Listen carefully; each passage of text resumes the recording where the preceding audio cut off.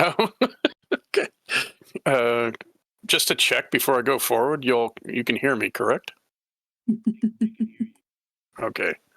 Welcome everybody. This is session 9 of Well of the Worlds.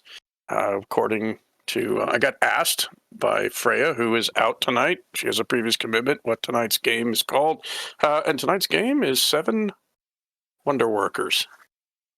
I was going to call it 7 Samurai, but somebody told me there was a movie with that title that I hadn't heard of. So.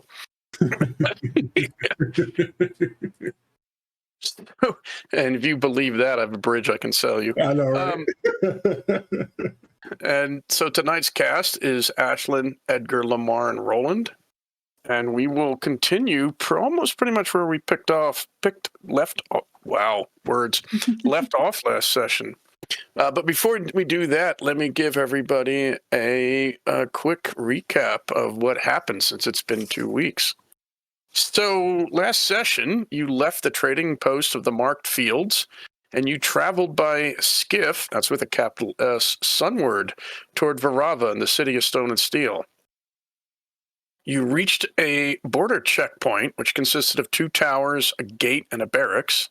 And Ashlyn was able to open up her mom bag, and since she had handled some local coinage, produced a fistful of coins to pay the toll, which upon reflection, you figure you had paid more than what you should have paid, probably because the captain at the checkpoint wasn't sure what to make of your wagon that had no wheels or horses, so he probably overcharged you just to play it safe.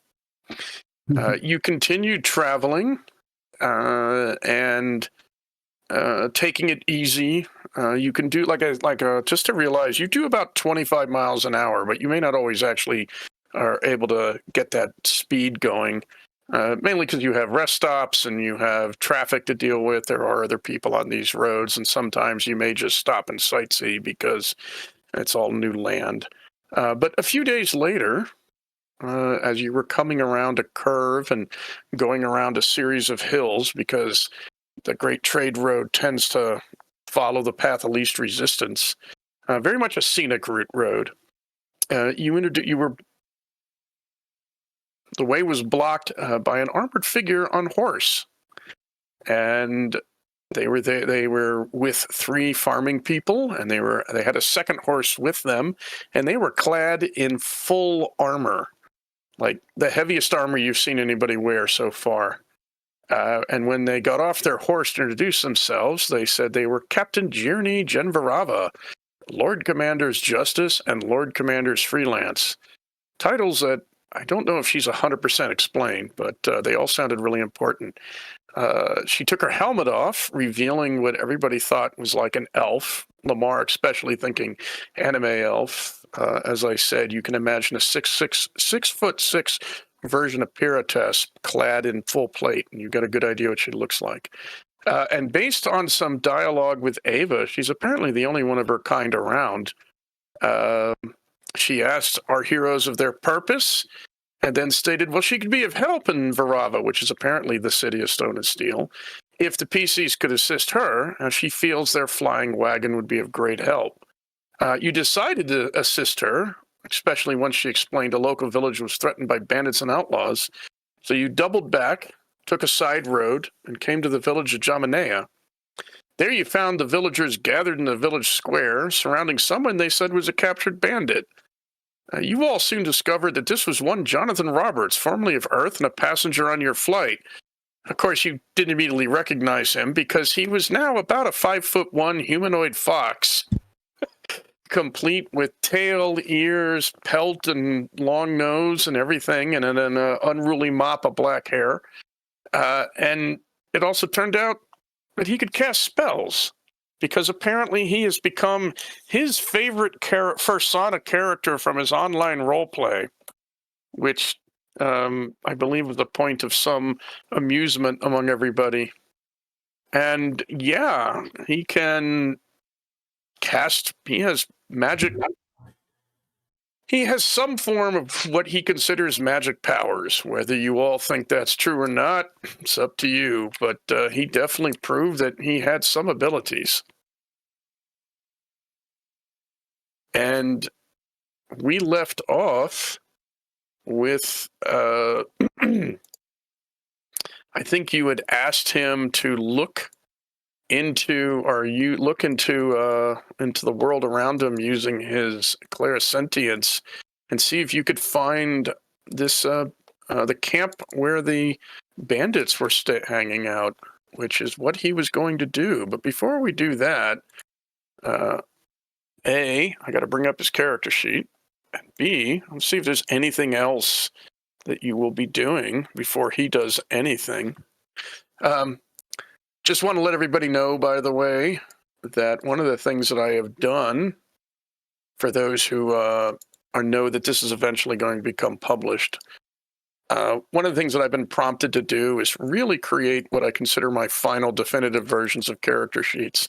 So characters like Captain J and Jonathan Roberts actually now are written up like heroes. So just like you, they have resolve and hero points. I will note I have not asked, and I think the answer is no, that NPC heroes, if they have resolve, don't have resolve unless they're played as a PC. So if you want them to activate certain powers, you'll have to throw in. If they were in their own book, they would be able to do stuff on their own, but you need to empower them if you want them to do things in your behalf, just to let you know. That said, things like leadership in an NPC character still works, so you still can benefit from that if a character has leadership. All right, with that out of the way, is there any quick questions about last session before I turn the table over to you and proceed with tonight's session? Okay, Lamarr, Lamarr, I can't hear anything you were saying. Oh, how about now? Yep. Okay, I was like, yeah, no questions from me. I'm on right. goal. So everybody's good on what happened last session. Just wanted to make sure. Yep. All right. So if I recall correctly, you were behind the inn, which is a 2-story building.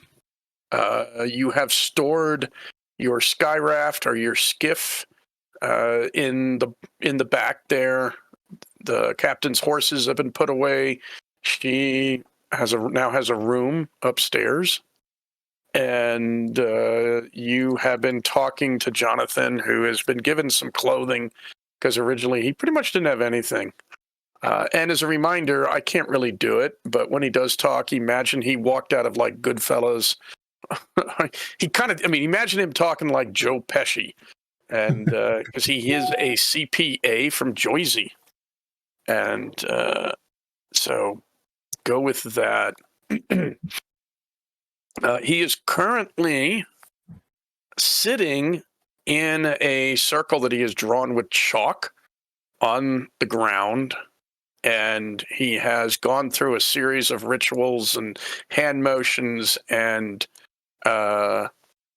Dresden Files level Latin, which means it's a bunch of it's not quite pig Latin, but it just kind of, to cast his spells. Obviously, whatever he's doing is not borrowed from any actual spell book, of which they actually exist if you ever find them. But he's doing some sort of fantasy splice magic but it's working. That's the crazy thing. And he is going to by this point. Roland casts spells by quoting movies and TV shows, yeah, and like music videos. So yeah, you know what? If he's using pseudo Latin, that works. Yeah, He's anything else we've seen. Yeah, he's basically using a mix between Harry Potter and Dresden Files. So, but he hasn't burned anything down, so that's a plus for him. Ava, are you okay? I can't tell if you can't hear or you had a comment on the action. Oh no, I'm sorry. I'm multitasking. Okay. I'm putting the final touches on my model.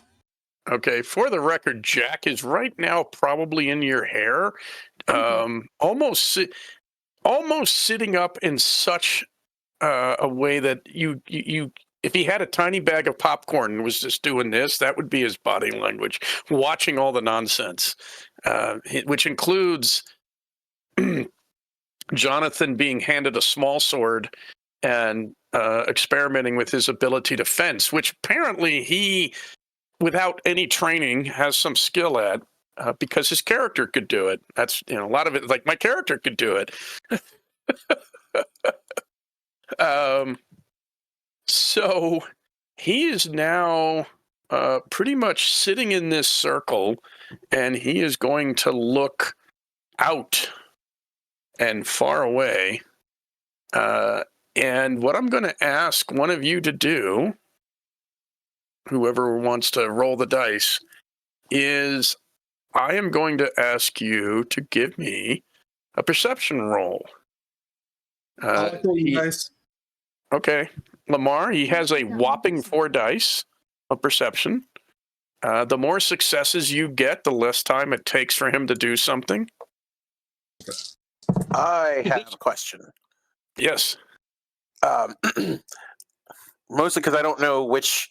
I guess there's with the senses power might work.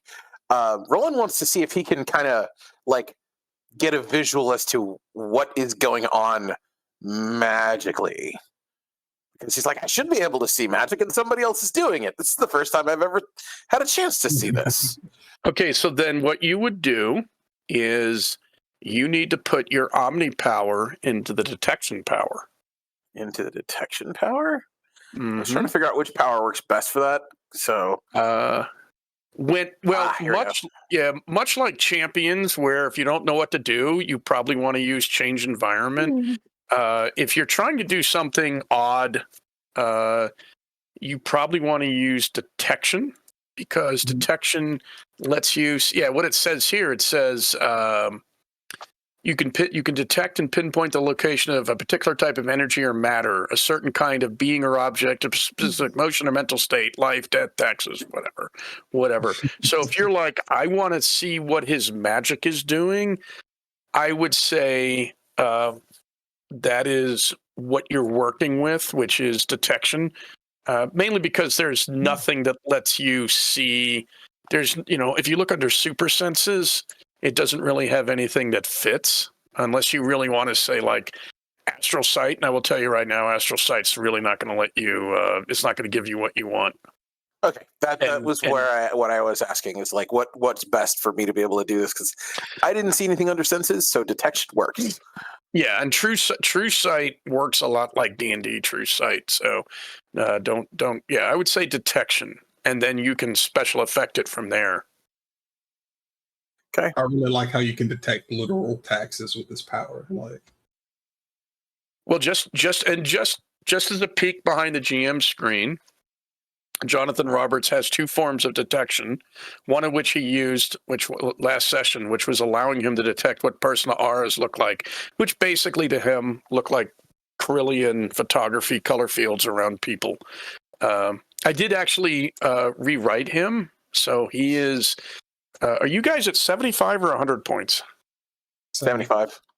75. Oh, wow. He's actually way more expensive than you. He's 91 right now, but he does not overpower you guys at all.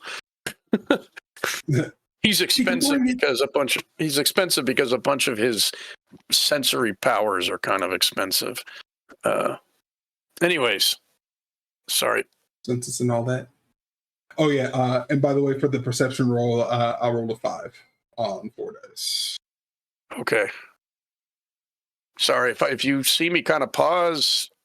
I'm just kind of like, I don't think I get a short warning before a vertigo attack. Basically, I can feel my inner ear say, "We're going to take a vacation." And sometimes if I stop and just take a breath and close my eyes, it kind of settles down. I thought I was over all this, so if I ever just shut down and put my head on the table, we may or may not be able to keep playing for the evening. Unfortunately, it may be something that I have for the rest of my life. So for all of our viewers, try your damnedest never to get an inner ear infection that messes with your balance. So sorry. You got 5 successes. Yes, sir. 2 6s and a 4. Damn. You should roll for everything for me. I suck at this. I can tell you that right now. Oh, I'm a great GM at this game because most of the times my dice just laugh at me. Okay, so one of the things that I noted is the more successes, the faster he finds what he's looking for. So while the 5 of you are watching, he can actually talk to you while he's doing this. If he was astrally projecting, he would collapse because I think he said he can astrally project. He was like listing things he could do, or the spells his character had. And what he's doing is he is looking to sunset because it was indicated that the bandits, the outlaws, came and went from that direction, and they're pretty positive based on how the layout of the village that they didn't circle around or come across the great trade road to Sunrise. So he is almost narrating what he's seeing, which, due to how the clairvoyance works, it's almost like he's flying. Like he raises his view up above the village you're in, and then he's pushing it or flying. It's almost like a drone these days with a camera link. That's what he's seeing, and he's sort of scanning the territory. Capt J is absolutely fascinated by this, not in a this is amazing, I'm in awe, but she is like, her body language, she's almost forgotten all of you. She is listening to almost every word he says, and it seems to be very attentive to the fact he can do this, and definitely, if you actually talk to her, she'll probably take a moment or two to realize you've said anything, because she is very much interested in what he's narrating.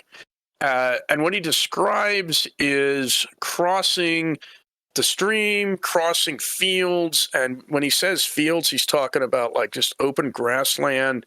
He may mention that there's some other farm fields and houses out there, that there's copses of trees. It's well watered. There's apparently other streams and small ponds and bodies of water. Interestingly enough, he probably mentions there's a little bit of marsh there or something like that, but you never really hear him talk about anything you would consider a badland. So anybody thinking, well, I've watched a lot of Westerns. They usually hang out in chasms and canyons and gullies and gulches. No, it's not that kind of territory.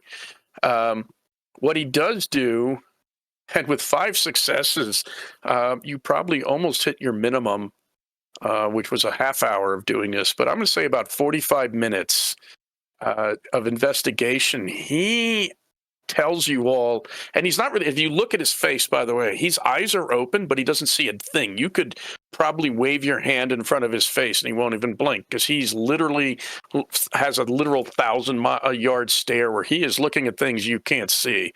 But he describes a number of campfires because he can see way more smoke kind of coming up from the trees and brush and the wilderness around.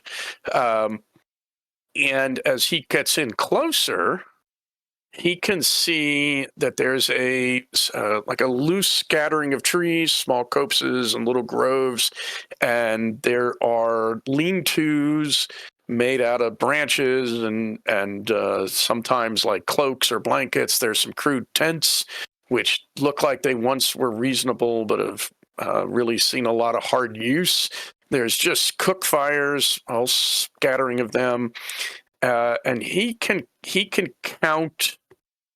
Well, Lamarr, you already rolled. I'm going to go up one. Edgar, why don't you give me an intelligence roll of 5 dice? He's a goof, but he's a smart goof. Okay, intelligence roll of 5 dice. I mean, he is a CPA, so he should be relatively smart.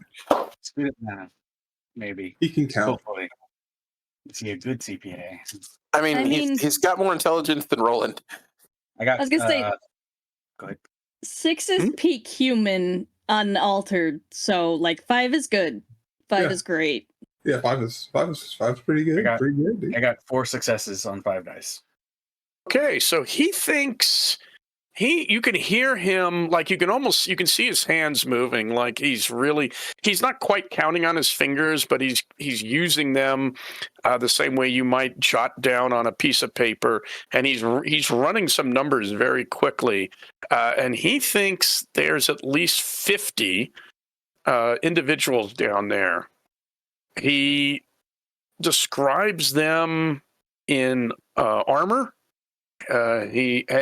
This being who he is, and he has a pretty good academics, and he's a bit of a history nut based on the kind of character he was playing.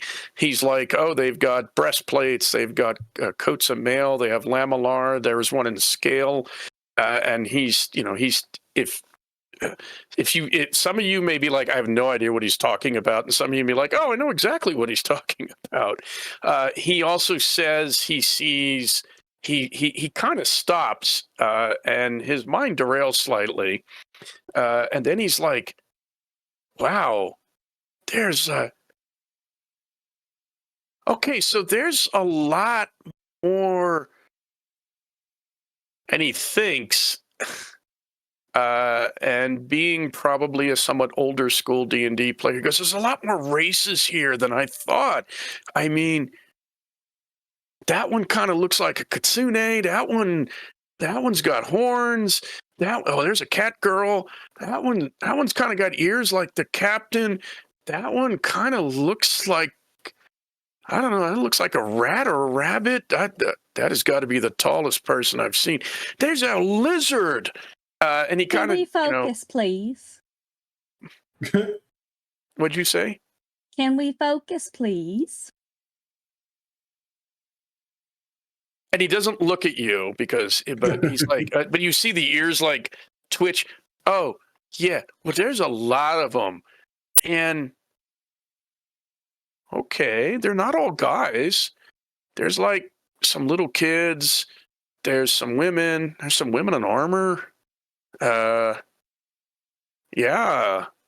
Well, and they look really, and then he kind of looks, because he goes to where your voice is, so he's still not really looking at you. He's looking past or through you, and he says, they look really ratty. I mean, some of them look hurt, and some of them, I mean, their stuff they look like they've been on the road. I don't think these are bandits. Are you want me sure? to keep? I'm pretty sure, especially in those numbers, and it's just sounding less and less like it's bandits, or rather, they might have turned to banditry just to survive. But it sounds more like a small settlement might have been run out. Okay. You want to go? Meet new people? I know he's excited. Apparently, it's just like another furry convention over there.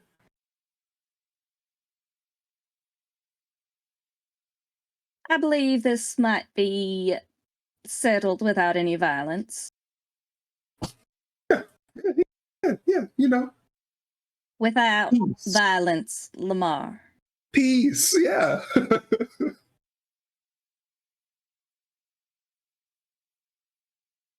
Conceptually, I think that's a good idea. My question is, what are the issues with the law here?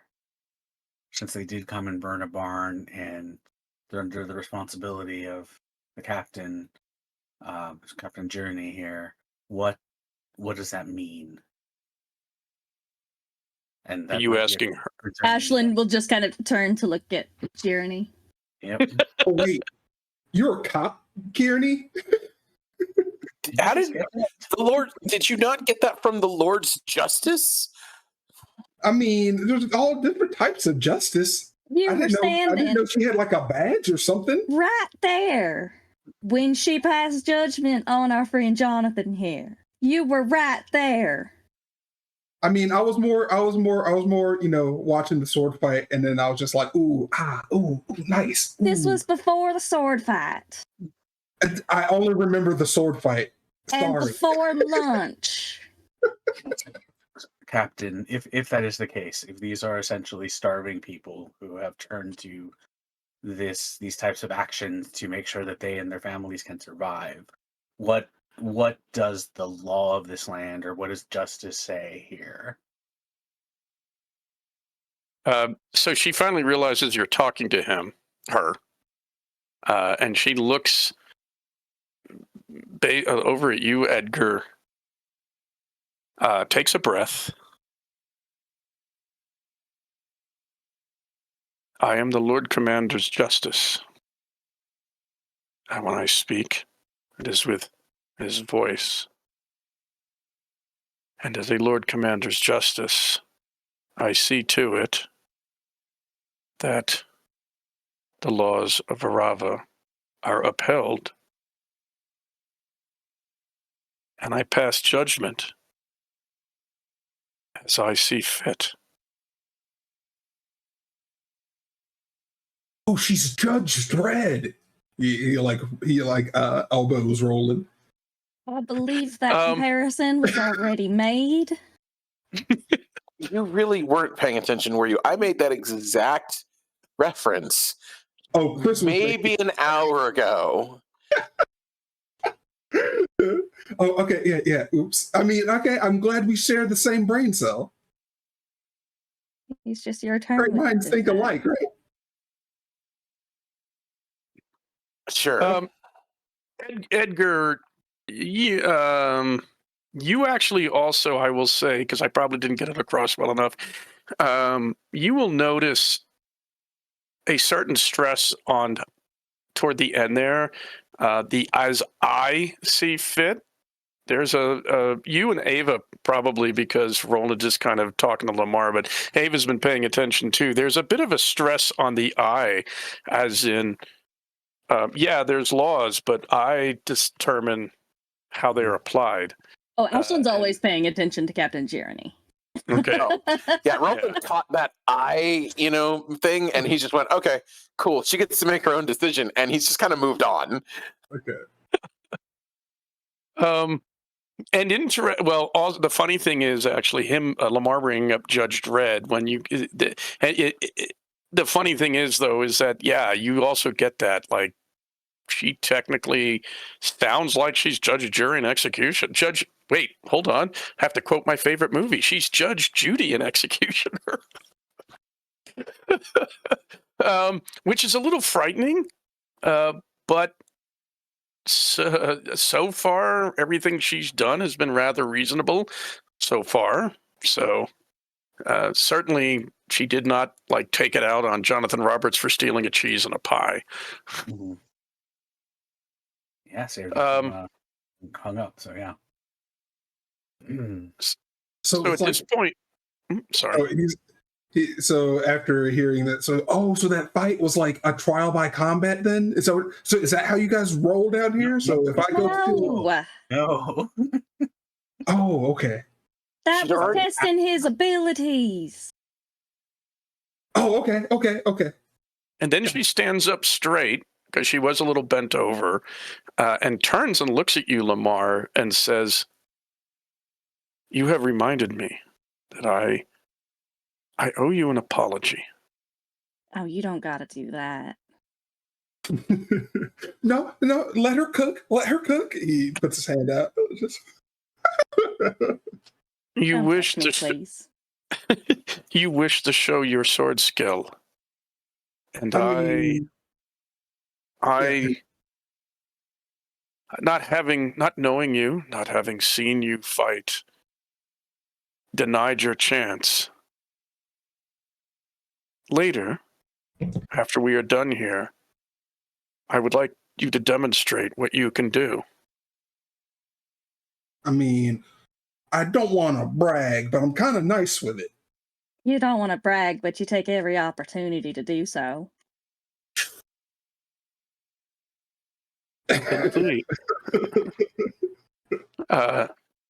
So wait. She's got one more line. Okay. She says, "Then please, Lamarr, I would know your war skill." Okay. You said later. Okay, I'm down for it. You know what? We want to meet at dawn. Like, are there tumbleweeds like that show up around like sun? What is it? Sunrise and sunset. Is it still the same here, or did they change it? I know there's travel in town, right? So she says you wish to travel to where? No, he's talking time of day. Yeah, that one. The time when the sun rises. Okay. Where we come from, there's something called noon, which is when the sun is directly overhead. I think he's referring to what time should we have your spar? Congratulations, you guys have managed. You guys have managed to overload her. Anyway, from the sun, oh my God, in the east and Lamarr. sets in the west, but at its zenith, it burns in our chest. Like he just starts wilding out. Okay, all right. You can go ahead and start ignoring him now. He's not going to make any sense for a while. I have a very important question that has to do with our friend Jonathan Roberts. I think his name's Jonathan Roberts. I'm so bad with names. he looks. Yeah, he's quit the spell and he looks over. Jonathan Roberts. I named my. I got a good 1700s English name, so I named my character. It's like the guys in the SCA that go by. Oh, never mind. Okay, sorry. I'm bad with names. I apologize. Anyway, how fast do you travel when you do that whole like floaty sky thing where you were describing things? Astral projection. I don't think he was astral projecting. I didn't. I tried doing that. Oh. So let me step back. So you took a look. What does power and use look to you when you do this? Right. So Roland kind of muttered under his breath, "Mirror, mirror on the wall, show me what this guy is doing," because he was kind of like, I hate to say it, he was kind of bastardizing the quote from Shrek. Mirror, mirror on the wall, show me the princess. Mm-hmm. Okay. So essentially what Roland would see is he would see like the magic circle glowing, and for him, when someone is casting magic, obviously they're going to glow in whatever color they are. Their personal, whatever they believe their magic's color is. He would have probably seen whatever sensor fly off, but he couldn't follow it because eventually he'll lose sight of it. All right. So how many dice did you put into detection? Probably 5, and he would have probably put some in super senses for telescoping for it. All right. So he can see a little bit farther. All right. So what I'm going to say is let's just go with a standard effect, which is not standard effect. Sorry. Auto success. 5 dice will give you 3 successes, which is more than enough. And then putting some dice. So it's 1-to-1, just to be clear. So if you ever decide to go give yourself like telescopic vision, let me look at super senses real quick. That costs you 1 die because it's a 1-point power. So you've put some dice into detection. You put a die into telescope. He had mentioned last session about magic being green, which is a comic reference that you don't get. So in fact, I think that's what you get. It's not a lurid green. We're not talking like the glowy green that you associate with radioactive waste in video games or anything like that. A sickly green. It's a good bold green of like of new leaves and plants. And his circle in your detect in your magic eye is green. He has like a green aura around him and a sphere which kind of abstractly seems to represent an eye manifests above him and then goes zipping away at a pretty good clip, but probably at a reasonable speed. You're not sure how fast it can actually go because he is looking with it, But and you can, with your telescopic, if you like, you would have to move back to the front of the inn because it's going to sunset and the inn is sitting between where he is and where he's looking. But you can sort of see this little green eye go zipping along at a reasonable clip and then finally getting out into the distance some power far away before he finds his camp.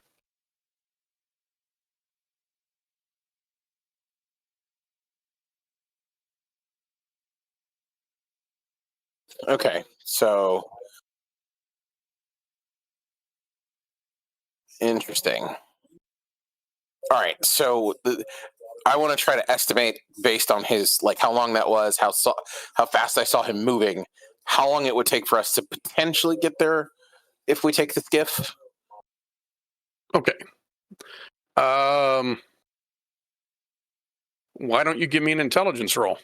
That works for me. Unless you have an expertise in mathematics. None in mathematics, unfortunately. Okay. History, magic, and occult, and theology are his expertise.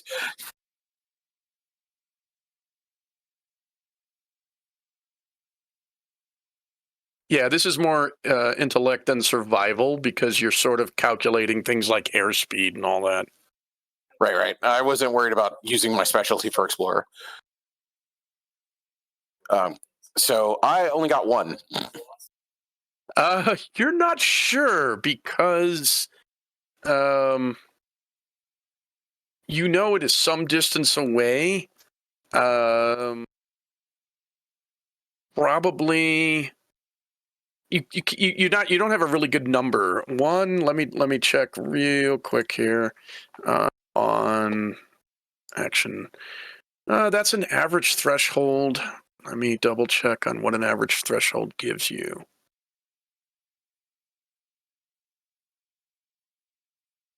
Oh, okay. You know what? Hack a typical office computer, find a hidden clue a detective might miss.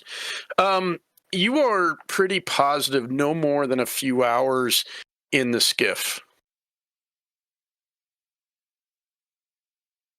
How thick are the trees nearby?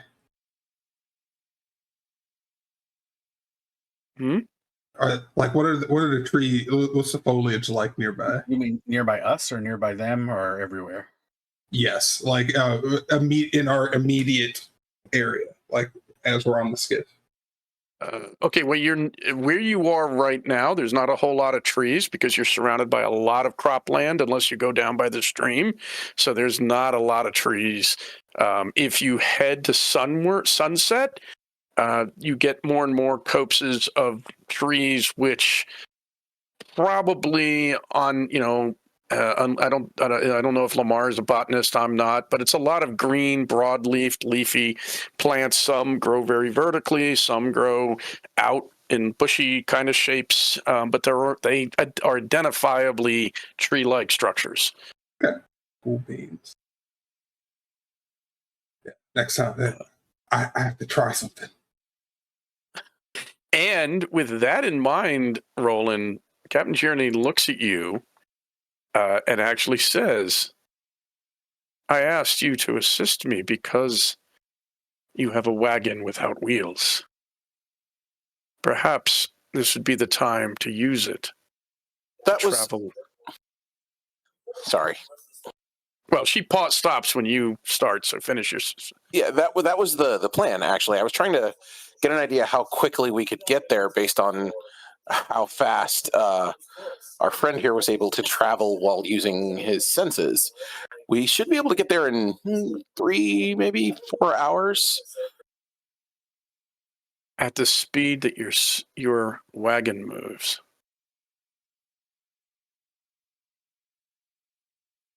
Yeah. Ooh.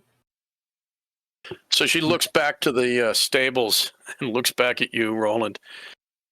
I do not think I should bring my horse then. Unfortunately, we would move much faster without your trusty mount. Are you sure? Yes. Okay. It doesn't seem like we move that fast. We definitely move faster than a horse. Oh, okay. Only because you don't pay much attention. Well, half the time I'm jumping next to the skiff anyway. So it's like that's my frame of reference. I would recommend we go in the morning. Cool beans.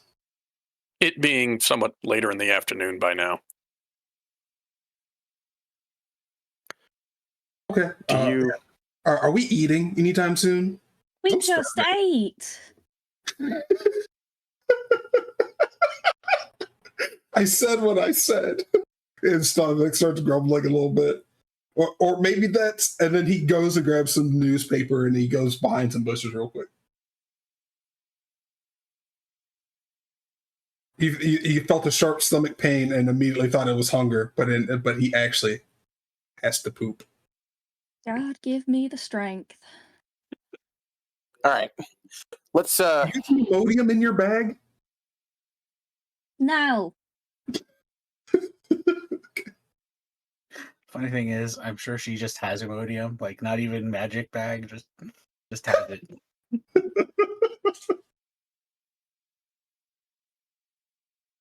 All right. So we'll go in the morning. And I say we don't just approach right away in the skiff. We stop a ways out and maybe only one or two of us approach to talk to them. That sounds like a good idea, actually. Maybe the captain and myself? I think that might be a better idea. Especially since if we need to, I have to be there to drive the skiff if we need it to get the two of you out of there quickly. And Lamarr, I'm pretty sure, can easily clear a good distance to assist you in backup if they decide to attack. Well, that's why Captain Jeremy is there. Right. Well, I mean, any backup is always good. I didn't say don't take the captain. So it sounds like a good idea to me. I mean, yes, it there's a danger, of course, but Journey's there as well as you, and Roland, you can maybe look with your magic all-seeing eye and see if anything goes wrong, so we can speed off if we need to. Yeah, I don't really have an all-seeing eye, but I'm sure I could think of a movie quote or maybe a TV quote or something that'll give me magical vision more than just trying to jury rig something. I'm surprised that one actually worked. And then So Jonathan, Mars going to come back. And he's like, "Oh, you can do the Thundercats. The sight beyond sight. Oh, thing. You can do that." That's a good quote. I mean, that's fair. And I was just saying, and then Ava, you can get some alone time with Journey. Get to know her, let us know, and yeah, that works for me as well. And what was Jonathan saying? Sorry. he's like, "Would you want me to come?" Sure. If you want to come. There's no way he doesn't want to come. Didn't you hear the laundry list of furries over there? Well, and plus, other people, other people don't necessarily like him in this area, so I think coming with us might be safer anyway. Even though it looks like he can fight. So the shot shows all of you talking, and when Lamarr says the laundry list of furries, of course, in the background, he's nodding his head like, mm-hmm, mm-hmm, mm-hmm. Now we've got two of them. He's a man of culture, all right? Or Fox. Yeah, you know what I mean. So at this point, Jonathan stands up and he kind of looks at the circle, and Captain Journey actually says, "Leave it." So he hands the chalk back to you, Ava. Sorry. Ashlyn. God, I'm very sorry. Yeah, Ashlyn. And kind of brushes himself off, looks down. Wow, I need to get some better clothes. And trundles off into the inn where the woman that runs the place actually will eventually, at least this evening, put him to work, but also feed him because he looks scrawny. And she kind of starts to mother him because he's like 5 foot tall and 100 pounds. It looks miserable, soaking wet. And we will move him out of the scene for a little while. The captain, unless directly talked to, she basically crosses her arms and stares at this circle for some time before eventually coming inside. She looks very much lost in thought, very much considering what has been said and other elements. Looks over at your skiff for a bit there, Roland, as if judging its size and such, and will eventually go up inside and go up into her room, leaving the 5 of you with Freya basically going to shadow Ashlyn because your player's not here. Mm-hmm. And whatever happens next is up to you, but I do know Edgar and Roland wanted to talk to someone, so we can get around to that in a moment. But anything else the 4 of you are going to do right now? Lamarr is going to find an opportunity to test something. He is going to try to find a tree, like it's out of the way. And he's gonna. He wants to try to chop one down. Try to chop a tree down. Okay. He wants to try to hit it. If you give me a quick second. Breathe in and out here. I am going to toss back into the chat an image. All right, Lamarr, if you take a look at the image, you are, you are right now where it basically says wooden fence.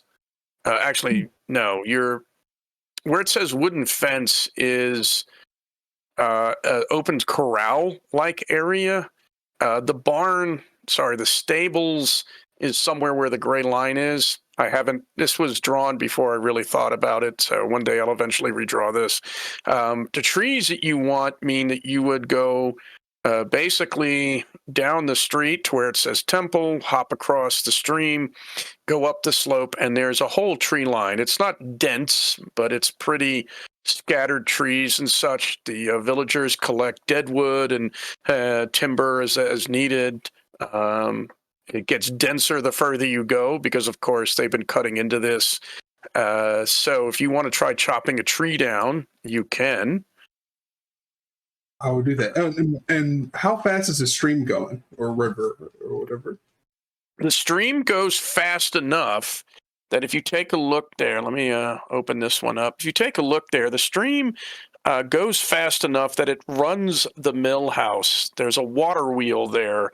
It runs it fast enough to grind grain, which doesn't have to be super fast, but it has enough force to push a water wheel. In fact, since if anybody's ever seen Seven Samurai, imagine there is a similar building next to the village that our 7 samurai protect. So Lamarr, imagine that structure with that kind of a water wheel that runs a sort of grinder for grain. I honestly I'm at a loss at the moment I can't picture what it looks like on the inside, but if anybody's ever seen that sort of grain grinding millstone setup, that's what's in there. Nice. Okay.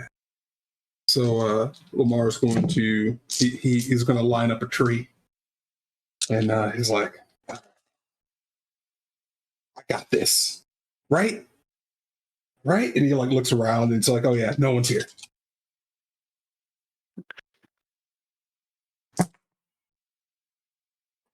Two, 4, 6, 8, 9, 10, and 11. 11 hits.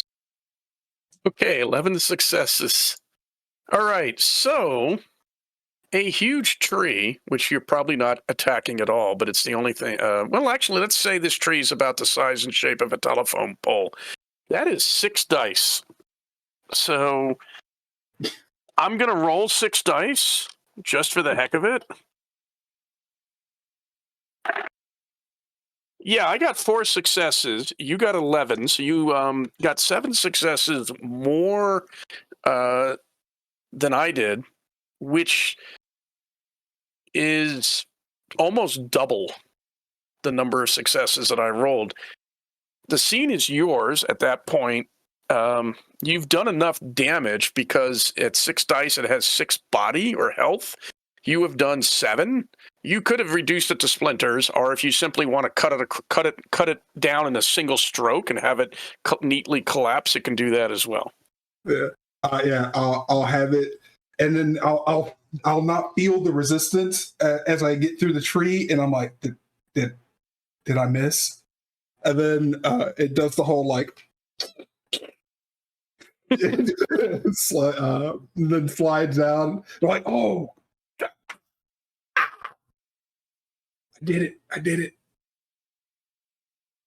And then he's like, all right, milestone accomplished. He's like, next, it's steel. like I want to be a samurai who can cut steel. All right. And okay, then, yeah. He's going to, oh, nice. Okay, I see the mill. He's actually going to, how far away? Okay, I see the map. He's gonna actually like try to kick the tree towards the water. Kick it or carry it?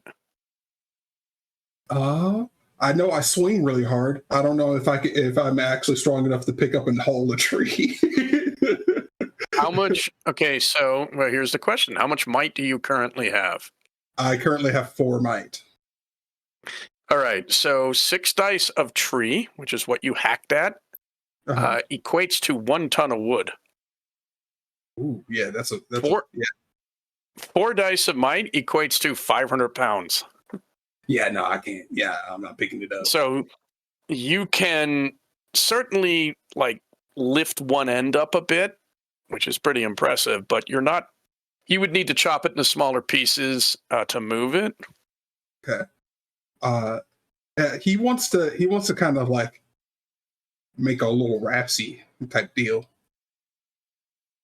You want to make a raft? Like an actual raft. Because What's your crafting? Crafting is a 2D. All right. I'm not going to ask you to roll right now, but what's your transportation? My transportation is leaping. No. What's your skill? What's your transport skill? Oh, talent. 2D. Between the two of those, it's going to take you a little bit of time to craft a raft. It may not actually be done by the end of the day. This would be.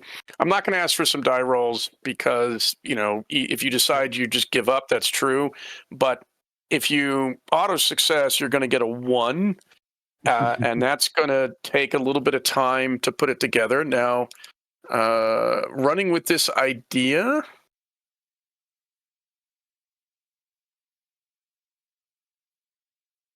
All right. So, unfortunately, Len did not put raft on the water vehicle list. The smallest vehicle is a 6-dice speedboat, which this definitely isn't. So you're talking about turning like 6 dice of wood into probably 4 dice of raft, and I would say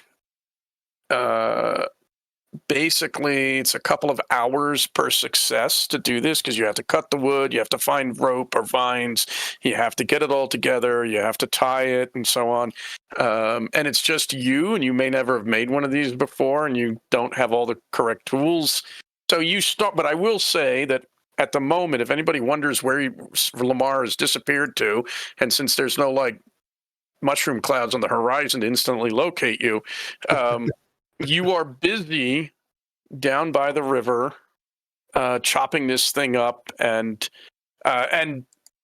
interestingly enough, because there is no such, well, we're not using like real weapon, which is a champion's limitation, and the fact that this is your power, I think you're using strike. Is it strike, or are you just using martial arts and gear? I'm using strike. Right. Because you're using strike, which is a superpower, you're sort of bypassing the limitations of gear, air quoting there. So yeah, you were like, you were using a sword for things that you really shouldn't use a sword for, and it's working. Oh, yeah. You know, Etienne from Lady Hawk would be just having a seizure because you don't use this. This sword has been in my family for 5 generations, and you're using it to chop wood. Now, granted, you're used to mat cutting, as you've said, but and Musashi did whittle a sword out of an ore with his wakizashi. So, you know, it's not without precedent, but still, it's a. You probably in the back of your head are like, I don't think Captain Journey would want to see me do it using swords like this. What are you doing, Lamarr? This is an expensive musical instrument. Oh, yeah, sorry, quoting. But it drives nails just as good as this hammer over here. Sorry. No. Oh my God. All of a sudden I can see a whole scene stealing from Meatloaf's one song. Daddy, you don't understand. Okay. So Lamarr is off building a raft. Let me make a note of that.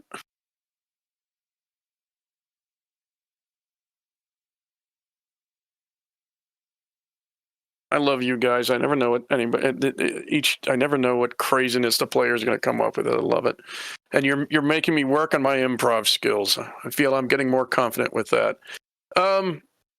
Since I know that Edgar and Roland wanted to talk to Surat the priest, we will get to that in a moment. But Ashlyn, so you've been kind of quiet. Is there anything that Ashlyn is doing specifically before we cut to Edgar and Roland going to find Surat? Specifically, she would actually go into the inn and see if she could get a room for the night. She's so tired of sleeping near these guys. Well, if you remember from last session, the captain produced. Yeah, okay. So the captain produced a small casket, and by that I don't mean a little, you know, like actually not a burial casket, but a little chest that kind of had hinges and a small lock or latch. And she opened it up, and it was full of coins. And she had put out what you were like, that is gold, because, you know, and so she had apparently paid for rooms for everybody. Oh, thank goodness. So then yes, she's going. She has. So you have a room. You have your own room. She basically. This inn is used to serving travelers such as they were. When there's no travelers, it basically becomes a common house for the village, and there's enough villagers to make that work. There is enough space for a trade caravan. You've seen some what you think are trade wagons go by. They're not super huge, but you are told, and I cannot remember her name. I don't believe this. I've run this so many.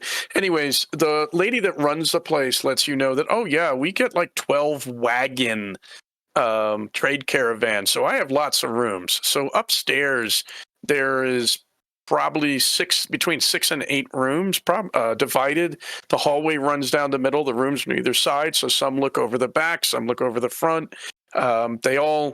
You all can have your own room. The captain has basically bought out the inn with a single gold coin, which means you get actually you get a very small hotel suite.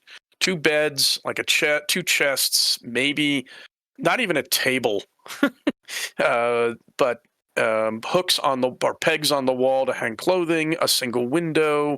If you need a table, you can come downstairs and use any of the tables in the common room.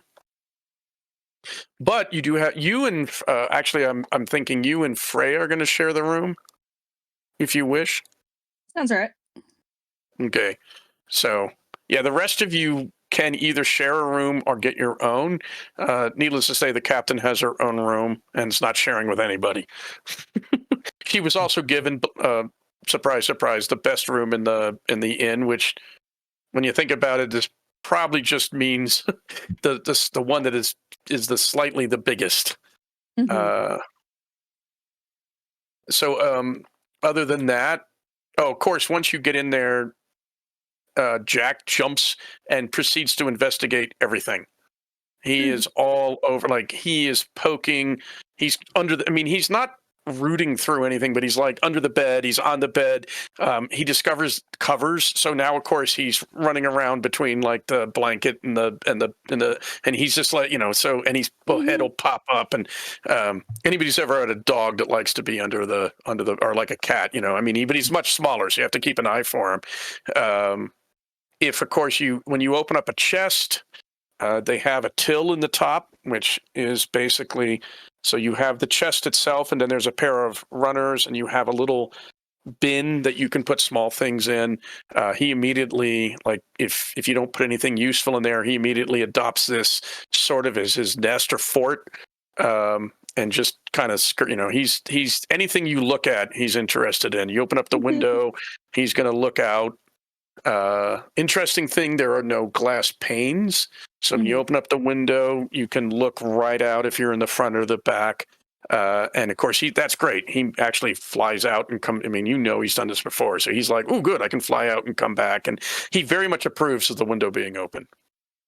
Yeah, she'll leave it open. She'll like put some snacks down, some like trail mix or whatever that she keeps in her bag for him, just so that he has, one on in, especially right in where he's decided to make his cubby. The mattresses are basically heavy cotton with a straw base. The blankets are pretty much, or the sheet. There's a sheet and like a blanket, which is cotton and then wool. The pillows, they do have pillows, are stuffed with feathers, are down. If you have a severe allergy, interesting enough, actually, if you have any sort of allergies, they really haven't been affecting you as much here. And the other thing you've learned from sleeping up at in Fearcat and some other places like Ash Camp, you haven't really had to deal with bed bugs and other such pests and fleas. So there is that. And everything does look reasonably clean. I think her name is Donna, and then there's Dewdrey. I'm sorry, guys. My ADD brain at times just overloads, and I can't. All of a sudden, I forget stuff. Sorry. But yeah. Well, if you really need to know a bunch of, there's the woman who runs the place. There is her waitress who is of the farm hunting people, and then there is her handyman who's of the leaping people, who is like, you see him out doing things.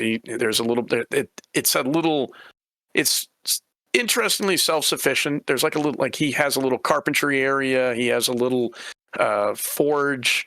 It looks like they can do things to help with stewing animals. He can do basic repairs, that sort of a thing. And he just is your general all-purpose handyman. And you have, like I said, the one of the hunting people. She serves everything as the woman who runs the place helps or cooks things up. And if you come back down, Jonathan Roberts is sort of scurrying around, getting everything ready, because she's trying to actually make a really nice dinner, because, oh my God, oh my spirits, we have a Lord Commander's Justice and freelance here, and he's putting plates out. Interestingly enough, although his hands will be full of plates, but he always seems to be eating something, like she's constantly feeding him, like, here, taste this, so he's constantly like wolfing down something while putting things out. When he's not distracted by watching the cat girl walk back and forth, which happens.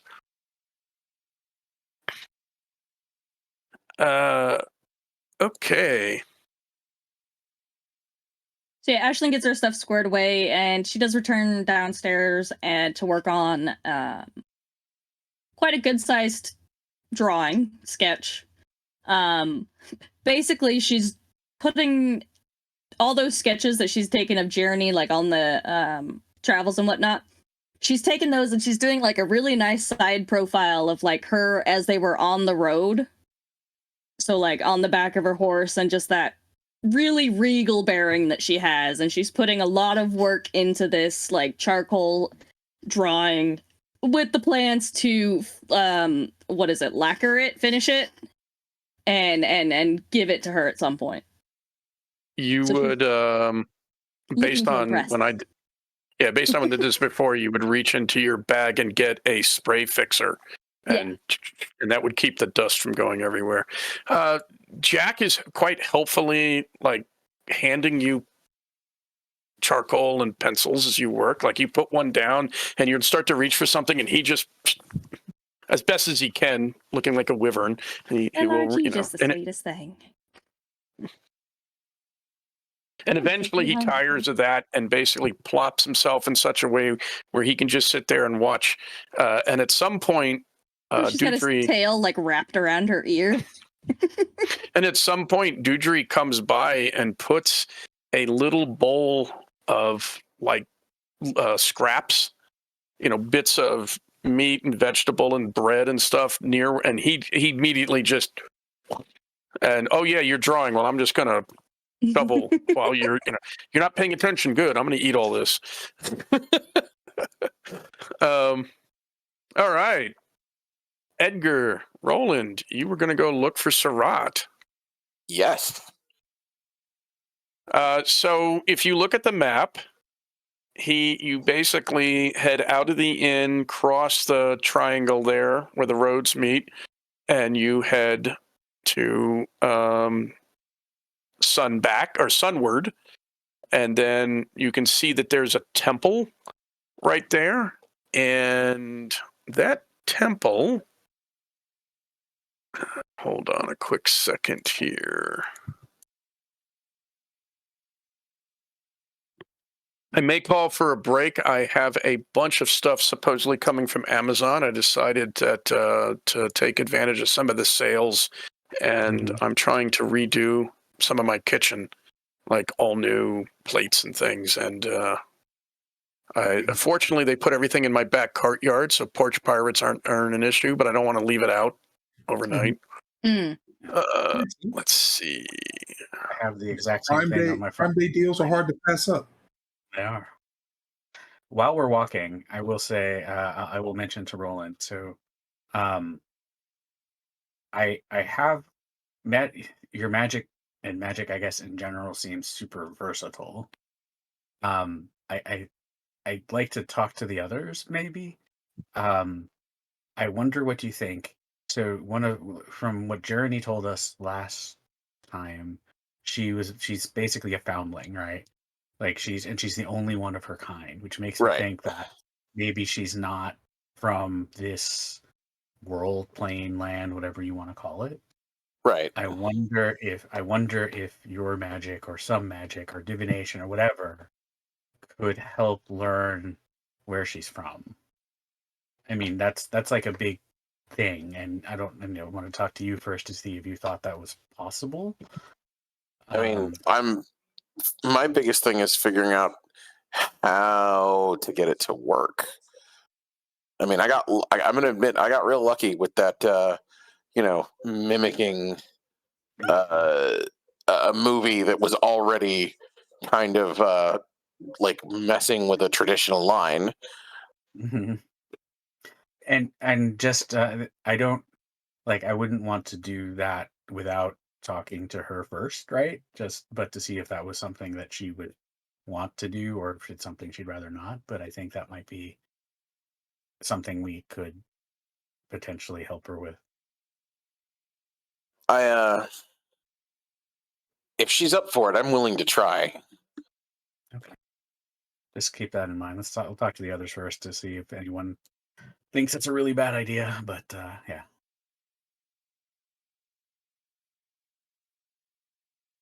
All right, I guess we're off to Surratt.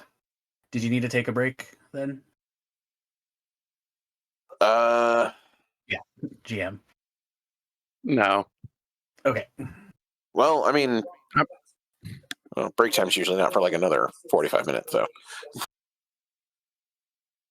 Yeah, we'll break at 8 regardless. Okay. All right. So yeah, it's definitely something we can look into. I'll think about it. Okay. Yeah, think about it.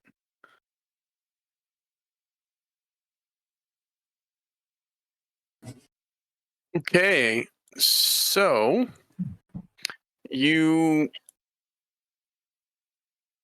step out of the gate that marks the front of where the front of the inn is, and onto the road.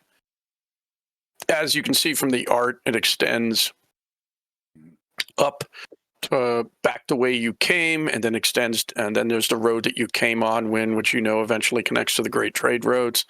Everything around you is low stone walls, which completely surround all the homes. The homes are wattle and daub, which is basically woven branches between upright stakes that are covered with wet clay, sand, straw, and soil, which gives them sort of an adobe style construction. So they're thicker than just wicker work, and due to the environment, which is very static, you don't really get extremes of heat and cold. You do get rainstorms, sometimes thunderstorms, and so on. They serve very well for what they do. And then they're also plastered, which helps keep the rain off. And roofs are effectively made of straw or wooden shingles. And in a couple of cases, like the inn, slate.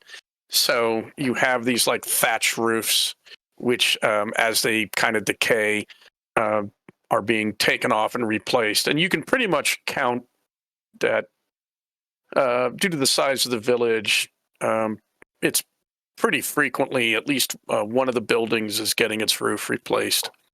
You pass a lot of farming people. You've noticed that just about it's almost entirely a farming people village. Doesn't seem to be, it seems to be a case that just how it's ended up. You've seen a small scattering of non-farming people. Two of them work at the inn, and you're going to see Surat, who is also one of the leaping people. He has a temple, which is what I'm calling it. You may not actually know that's what it is, but you're directed to his residence by the woman that runs the inn, and it's very Greek looking. So you basically have a peaked roof building, slate tiling, a lot of stone columns holding it up.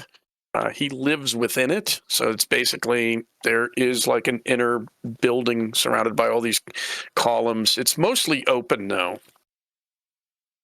And there is a garden around it, mostly flowers, and then a lot of stuff that you would recognize as you would guess are herbs, some of them looking kind of like stuff that you know what it is. So there's just a lot of plants of various sizes that don't quite look like crops, and a lot of flowers. At the moment, let me scroll down to, Kanya is the woman. She's green-skinned and black-haired. She's the woman that runs the house, the inn, and Durudi is the woman who tends the bar and serves drink, and Bahman, Bahman, is the general handyman. Surat is going gray. His hair is worn long and white and kind of loose. He has a linen tunic and a cotton overrobe. He does not have a coat on. He sometimes wears one in the evening when it's been exceedingly clear and thus it gets cold at night. He is currently out in the garden, sort of tending it. He's clipping flowers, or he's clipping branches, and either he's getting rid of like dead bits, or he's collecting things in a basket that be dried and used. And he's also maybe berries and things like that, seed pods. And while all this is happening, you come up, and he sort of stands and sees you, and he takes the knife he has, he wipes it off in a piece of cloth, and he puts it into the sheath on his belt, and he clasps his hands together as the two of you come up. Roland is going to kind of bow, at least just a little bit. Thank you for seeing us. I know you have duties to attend to.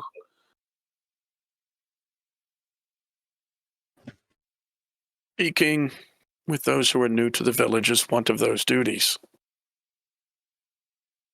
How may I assist the two of you?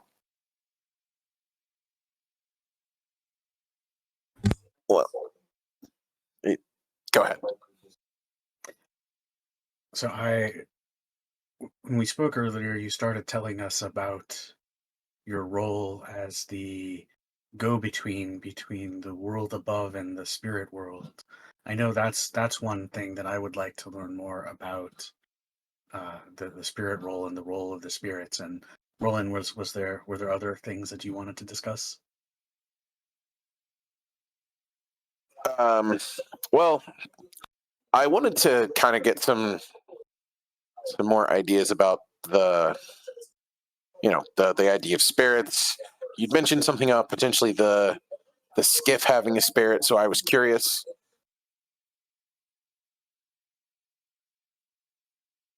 You can speak of such things. Do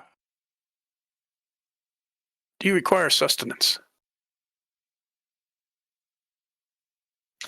I do not, but if you have something to drink, I'd appreciate that. I believe sorry. No, you were going to say? I believe the innkeeper is planning on making a large meal for us. Then I will get drink, if you desire it. He asks you to wait. He goes into the building and eventually comes out with a platter that has large clay cups or glasses on them. He has water that has been flavored in such a way. He's probably strained it out of whatever container it's in, but it's been flavored. He explains that crushed leaves and such have been put in there to add a bit of a flavor to it. So it has, and it's not quite like iced tea. It's not as heavily steeped. It's a lighter flavor, and it's refreshing. It's reasonably cool, and basically, you all take one. He actually ends up putting the platter down next to his basket and looks to sunset and says, "Let us discuss this overlooking the stream." And he walks around back. And if you take a look at the map, he's basically taking you to where the slope is down to the stream, which means at some point you will see Lamarr dragging a tree out and start just going at it and trying to turn it into smaller pieces, which we will worry about later because Sirrod will probably look at the two of you and eventually toward the end of this say, "What is he doing?" But the three of you sit down and he settles himself, and he does look like age is hard to tell here. I mean, people obviously get old, and they get that that aged look. The hair will go gray and white. They will get that sort of worn look, but it's not quite as bad. As bad as you might expect. They don't get that really worn, withered look that you see in elderly people in like certain societies and even in modern times.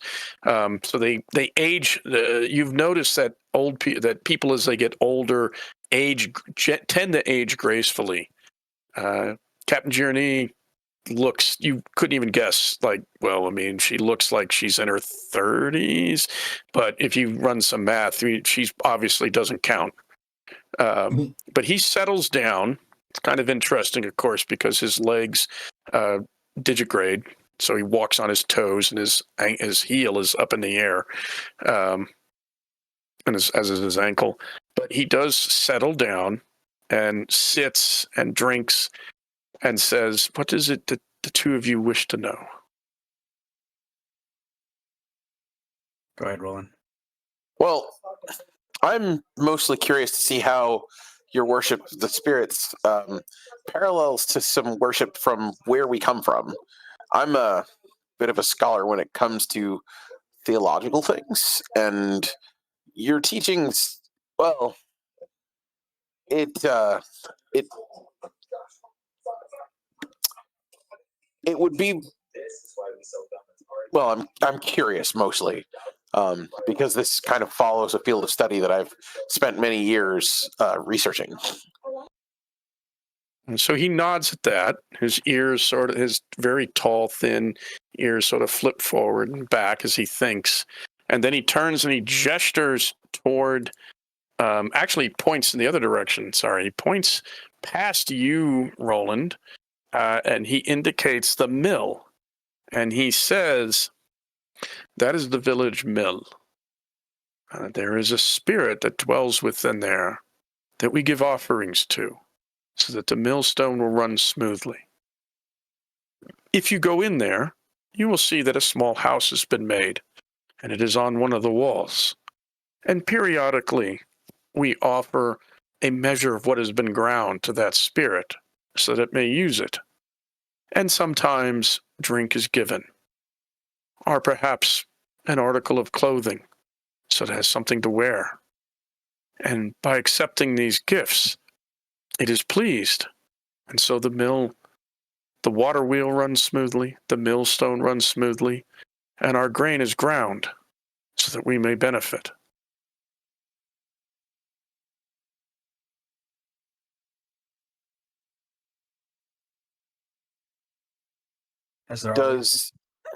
Sorry, go ahead. Has there always been a spirit there, or did a spirit come? When a house is made, and now he gestures the other direction, a smaller house is placed within. And eventually, a spirit will take up residence. Something that is of great age. Perhaps the tools that a smith uses or a carpenter, they too will take up or gain the residence of a spirit. They are all around us, in the air, in the earth, and in the water. The Lord Commander's justice is someone that I know of by reputation and story. I know that she is immortal, for she has lived longer than anyone. And so I think that within perhaps her sword and her armor, there also dwells a spirit, which she makes offerings to by keeping her gear clean, by keeping the sword and armor clean and polished and cared for. There is no house there for her to make offerings to.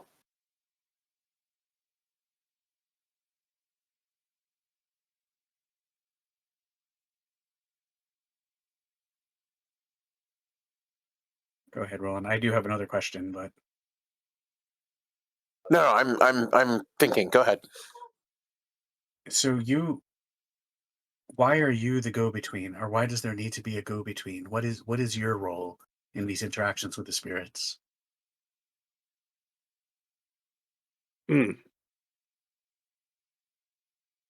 Some of us are closer to the spirit world than others. And he actually brushes out his white hair. And he says those who are blessed with pure white hair, our fur, our pelts, our skin, our pure black hair, our pelts, our skin, are closest. Those who are gray are not quite as close. But it is thought that to be touched by the spirits, and he's basically, his hair is actually pretty long down past his shoulders. He says, this means that I perhaps have the ability to see spirits or interpret omens or see the future. And so it was thought that I could enter the priesthood when I was young. It is necessary to have a go-between, one that understands what the spirits speak, so they may tell the others, and then also one that can give requests to the spirits from the people of the village.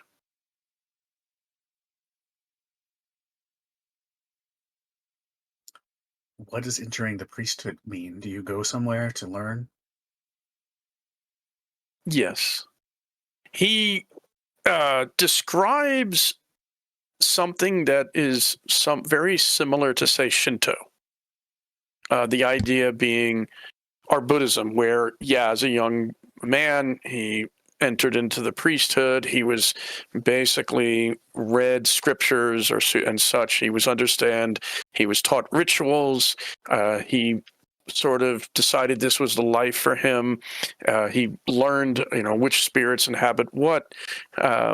So he's describing something which is very Shintoesque, but also similar to certain animist beliefs from like Southeast Asia, because the idea of like having a shrine in a little house and presenting gifts, that's not quite Shinto, but Shinto does often believe that a large tree or rock may have a spirit within a kami, which is why you see it protected by the ropes and the folded paper charms.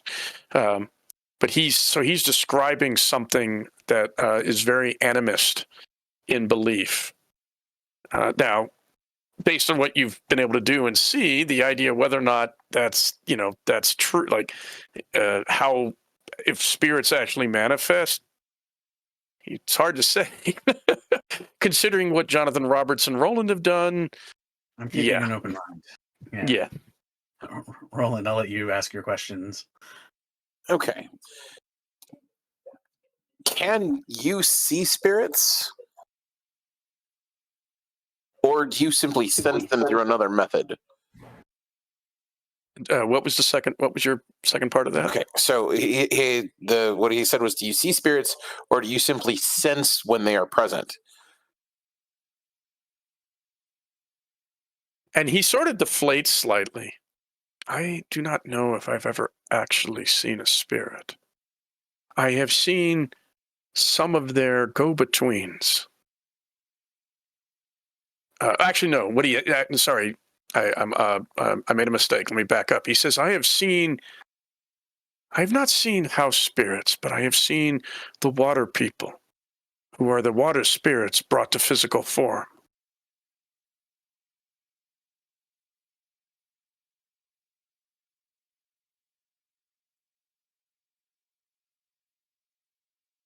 It is, and that is why within the realm of Viravain, one should never bring harm to one of the water people. They should not be troubled. But if you bring the appropriate gifts, they may be consulted and asked questions of import, so that they may share their knowledge with me. Now, based on the water people you just met, you may be there may or may not be somebody has the wrong idea, or somebody's got a wonderful racket going. What?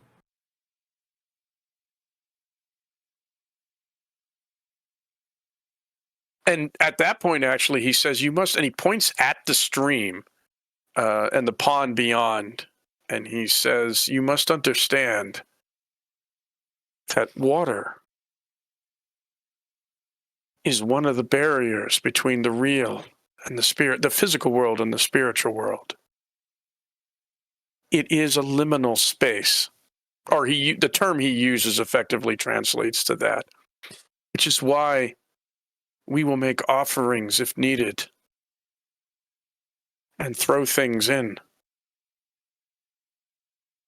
But then we will make offerings to not only the spirit of the river, but of the mill pond, and to the sun, and like a breeze comes up, and he says, and the wind, and if needed, the rain.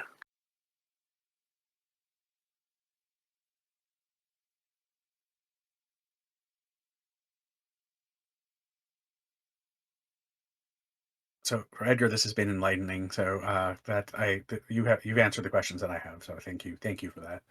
And please let us know if there's any way we can assist you while we're here.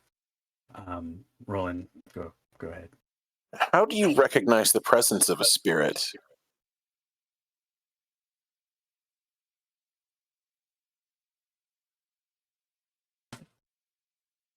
If a house is well tended and is a place of good fortune, you can be sure a spirit is there. Your wagon if it does not have a spirit, will soon gain one. You will know if it approves of you, if your wagon does not, well, I would say throw a wheel, but you have no wheels. But I think if it does not give you trouble, and it works well for you, then you will know that the spirit that has decided to inhabit it approves of you.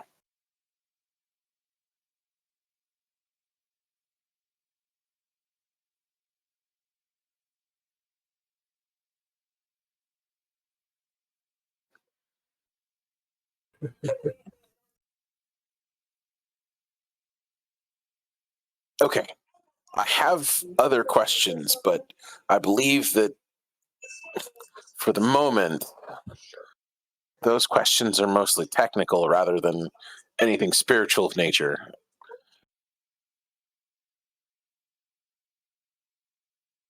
I am always here.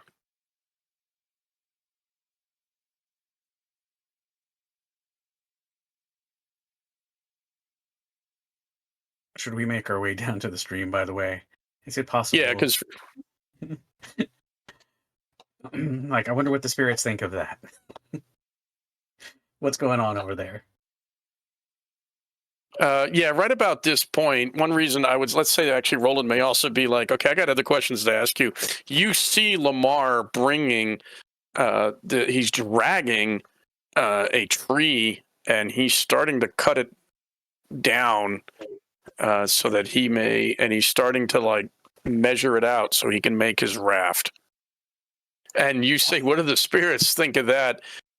And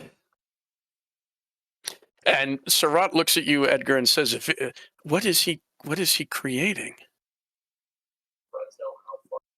It looks like a boat of some sort, maybe? It's kind of hard to tell, but considering where it is and what he's doing, maybe he's going to sail somewhere? I'm very confused. Maybe we should go look. He looks at that, looks back at you. Well, I can say that if it sinks, the spirits of the boat or the water do not approve. And that's fair. He collects the cups, and if you're going to go down to the stream, he excuses himself. He actually has to get back. He left a bunch of stuff out, and he needs to get it tied up to dry and such. So he's going to go tend to his herbs. But he thanks you both and goes back to his garden while you two head down to talk to Lamarr. Right. As they're walking, Roland's going to look at Edgar and say, there's so many questions that I have, but the issue is it's comparing them to what I know from Earth theology, and he may not have answers. There's so much about it that's like a mix of things that I've learned, things that I've seen, things that I've read about. It's just... And who knows where it came from? Did it come from people coming from other places? Is there any actual similarity or connection between us and Earth, like your thesis? Maybe there is a connection between here and Earth, although in what direction, who knows? Yeah. The other thing that we're looking at is, are we inhabited by spirits? Is that why we're wonder workers? Because we've been empowered.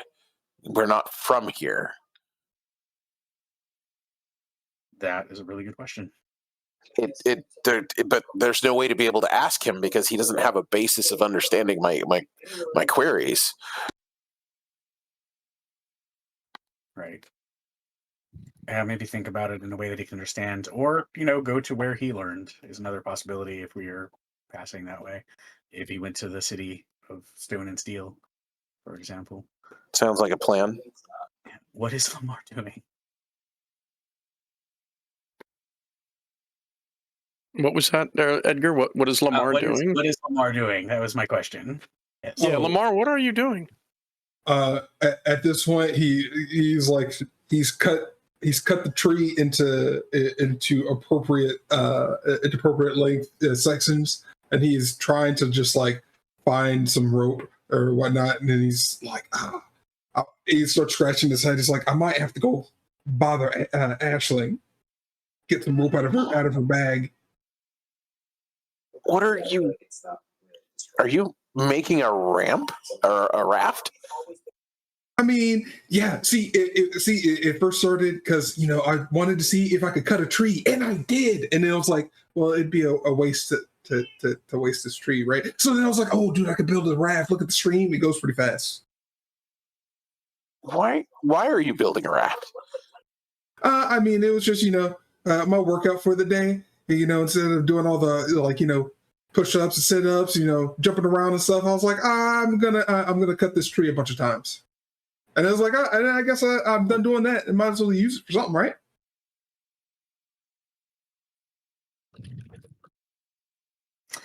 Yeah, I'm very curious what Ashlyn and Freya have to say about this. So if we need more material, let's go see them.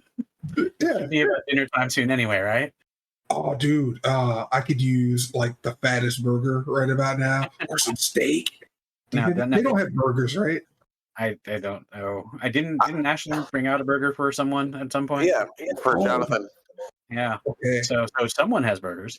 Yeah. Did you thank the spirits before cutting the tree down? By the way, just checking. I Weird. doubt it. Yeah, you should also maybe thank the spirits for their offering. It's a big thing here, and I get the feeling because the fact that I can throw fireballs, spirits are not a thing we need to ignore. I should Okay. probably see about buffing the skiff. It needs a little TLC. So are we like in Shaman King? Are you saying that we all have like spirits that we can put into ourselves that give us powers? Is that what you're saying? Did you ever see Natsume's Book of Friends? It's kind of like that. Oh, okay. Yeah. So all right, let's go back to the hidden. All right. All right, so the three of you head back to the inn. And just in case you didn't see it, Roland, if you have a bunch of questions and you want to type them up, this will let me expand the lore because it might be questions I don't have answers to. So if you type them up and give them to me, I can give some thought and write them out.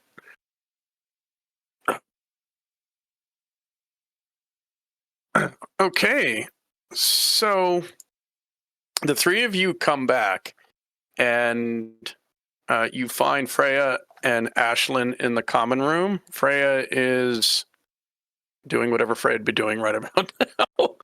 And Ashlyn is busy drawing away. And you can see Jack is sort of going between the two of them and seeing what they're doing, and then occasionally going over a little bowl and helping himself to some scrap that is in there, like end bits from vegetables, small pieces of fruit, bits of other scraps and bread crusts and crumbs and things. And he is perfectly happy. And as the three of you come up, he kind of like proudly holds up a bread crust and just starts nomming on it. Like, look what I got. Everybody loves me here. And you see that the table, one of the other tables, is being laid out with plates and dinnerware, and you can see like pitchers and some serving platters and things, and it's slowly being prepared for a dinner. And interesting enough, you can see Duradi, the hunting girl, coming back and forth, and Jonathan Roberts, who keeps coming back and forth. And you figure if he doesn't stop watching her, he's going to eventually trip over something and drop whatever he's carrying all over the floor. But he's looking a little bit better. He's been given, he's like reasonably dressed now. And he keeps going back into the kitchen to assist. And whatever's being made back there smells wonderful.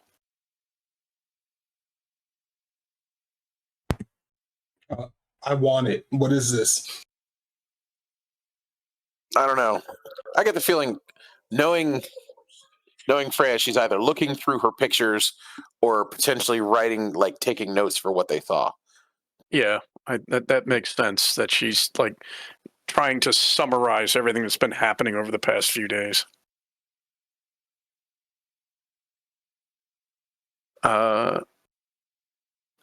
If nothing's going on here with you guys, I was actually kind of waiting to see if someone was going to ask about rope. Oh yeah. Hey, you, Ash. You with the bag. Wait, is she down here? Hey, you. Can I get rope? Sorry, what? Can She's like got charcoal all over her fingers. Her fingers are like black with charcoal at this point. oh yeah, you do you have some rope? Like a lot of it. Do I want to know why? I mean, I don't know. Do you? I'm just gonna interject. Get your mind out of the gutter, Ashlyn. I'm just nothing like that. He what? Oh my god. No, he's making a boat. Yeah. I don't know why he's making a boat, but he's making a boat. Don't you dare corrupt me with your evil thoughts. I just need some rope. Corrupt with evil thoughts? What? Mm-hmm. You know it doesn't last very long out of my bag, right? Wait, what? How long does it Like, last? Maybe an hour, I think.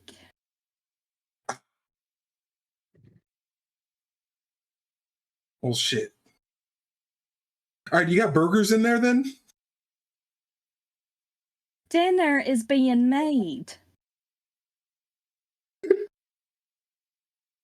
Fair. All right. Do you know what they're making? And is it better than burgers? I don't know precisely what they're making, no. But whatever they're making is what's for dinner. Okay. Are Ashlyn's drawings like obvious? Are they out here like out of the open? Oh yeah. Yeah. That's like, Wait. Are they for a thing that you've already published, or is it just like new sketches? No, this is a journey. It's more than just a sketch. She's like, you can tell that basically everything you've seen before now has been just sketches. And do you have like a specific, like a very recognizable art style or anything like that? Pretty sure this is an image taken this as is close like to life as possible, right? Yeah, this is more lifelike, yeah. Gotcha. All right, cool beans. Almost like photorealism. this is Like really, I noticed you were sketching, but I never saw what you were doing. You were actually really, really good.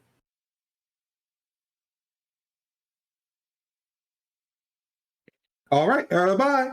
And he goes and starts following the smells. these All are right, good. so following the smells would lead you. Basically, the passage that you took to get to the back is on one end of the back of the inn, and there's a door from that passage that leads into the kitchen. And in the kitchen, Connie is there, and she has a pretty medieval-ish-esque kitchen going. So she's got a stove, wood-fired. It leads to a chimney outside. There's counters. There's things that you might expect. Like there's not really a sink, but there's barrels and things of water. There's counters. There's food and stuff. There's things hanging from the ceiling, strings of onions, strings of roots, vegetables, things like cheese, dried herbs, and all that. There's also pottery or ceramic or clay objects all over the place that contain like pre-chopped up stuff. She has little containers that would have like salt and other seasonings. She's working between that. There's a lot of cast iron type stuff about that she's cooking in. There's a meat roasting. You can tell that. There's stuff from the water. So there's like fish that's cooking. There's eels being cooked and things. There's what would effectively be like crayfish or shellfish, but there's also vegetables. There's bread that's being cut up. You can see sitting on a stool on one side that Jonathan Roberts has a bowl that he's sort of drinking like some sort of soup out of, and he's looking quite content. And as you come in, the green-skinned, black-haired Connie kind of points a ladle at you and looks and just has this expression of explain yourself. Hey, calm down, Gamora. I'm just hungry. Dinner will be served once the Lord Commander's justice comes down to her table. But look at John. He is my assistant, And he looks at Roberts, who's kind of like looking over the rim of his bowl, a little guilty and a little like, terrified of you because, and he says, he is also way too thin, and unlike you, needs a good meal. Now you go outside and wait. Fine. Is there like any kind of like little thing nearby that he could like try to like, 5-finger discount on the way out? Yeah, I won't make you roll for it because you've got a pretty good agility. And because in the moment she turns your back, basically, actually, you go to reach, and Deirdre kind of looks at you and flips, and she's basically cutting bread, and she flips quite a thick crust towards you, and then she gives you a shoo motion, like get out. Appreciate it. And then, he leaves, bread hanging out of his mouth, all anime style. All right. And he's you see Roberts is like this, and Roberts looks at you, looks at Connie, looks back at you, and just does a zips his mouth motion with his fingers, and then goes back to finishing his soup. Cool beans. So right about now, you can see coming down, as you come out, Captain Journey is coming down from upstairs. So she's taken all of her armor off. You're not sure what she's done with it. She is taken off the arming jacket underneath. She's actually completely changed her clothes. She has her same boots on, but she has a new pair of trousers, which are form-fitting. They're not super tight, but they're not super loose. And over that, she is wearing a high-collared, long-sleeve coat. If anybody's ever seen Henry V, the coat or the jacket that Kevin Branagh is wearing at the beginning of the movie, where he gets the ambassador from the French court, when he gets the French herald, that red. But she's wearing one in black with gold trim, buttons all down the front. She has a belt on, which has her sword, a pouch, a knife on it. She also has a collar, or like a chain of office, and hanging in the front right about here is a large-ish flower-like medallion. Her hair is loose now, and she's basically coming down and looking at everybody, and seeing, well, Lamarr is coming out of the kitchen. You two were sort of sitting together, and you are bent over a piece of paper. So she's basically goes past you to take a seat at the table and is looking over your shoulder for a moment, and the rest of you won't notice this, but the rest of you see she's just sort of, and she like reaches out, and you see her hand come past, as if she's trying to understand how you get such depth on a flat piece of paper. And then realizing that you're working, she doesn't actually say anything, but she sort of puts a hand, steps back, looks at the rest of you with a nod, and then goes and sits down at the head of the table.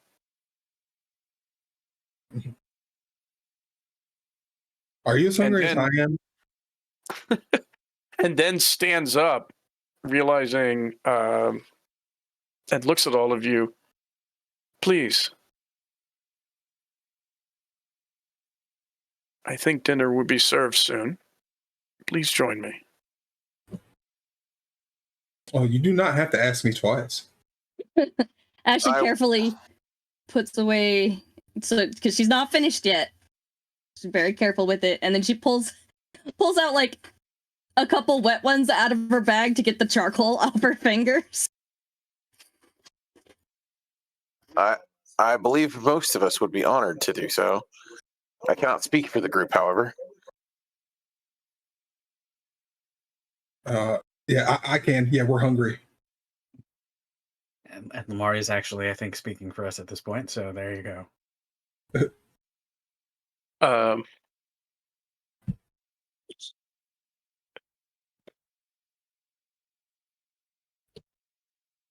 Well, Mr. Teslin, you get a resolve for understanding that reference. Jack flies over and actually gets there and sits up in front of the captain, who reaches out and very carefully strokes the top of his head, and he just sort of shivers, and then when you sit down, comes over to where you are and sort of curls up and just sits tight, waiting. Can't believe you still have room. I think you've already eaten your body weight. Yeah, he's eating. You're pretty positive he has eaten his body weight and scraps. Uh-huh. And actually, at this rate. when you sit down, the captain looks at you and says, "It reminds me of some chickens when I was young. They followed me everywhere over the farm." Well, that's just adorable. Yeah. Wait. Did that translate to chickens, or is she actually saying chickens? No, you're not sure what. Effectively, she says something that translates to farm bird. Okay. You've seen these feather dusters on two legs that are, it tastes like chicken. It kind of looks like a chicken. You've seen things that there's a lot of stuff that kind of looks like she has a horse that pretty much looks like a horse, but it has 3 hooves instead of 1. You've seen things that kind of look like sheep and goats, but instead of 2 horns, they have 4 to 6 in sort of a spread around the head. You've seen things that look like pigs, just they're not quite pig-like. They're not the big fat pink pigs that you're used to. So there's a lot of it kind of looks like. So whatever she's talking about, your mind goes, oh, that's the chicken analogs, probably. Okay. Sorry, Roland is gonna when it comes to language, I'm gonna nitpick, which is the whole reason why I picked out when Jonathan said Jesus. It was wait a minute, did he actually say that? Well, keep that up, because when it turns into yes, they actually said that, with Jonathan Roberts, he really did say that. That'll be a clue. Something is definitely out of the ordinary. And by the way, in case it wasn't apparent, she looks exceedingly elegant. Although, if you pay attention, you can tell that the coat she's wearing has obvious fold lines. She's trying to shake it out, but you can tell that's been stored in your saddlebags, probably wrapped up in something else. But yeah, it's not something that looks like you think gets a lot of use at this time. Ashland's mentally already composing a new sketch of her in this outfit. She's maybe a little creepy and obsessed. Maybe? Just a little bit.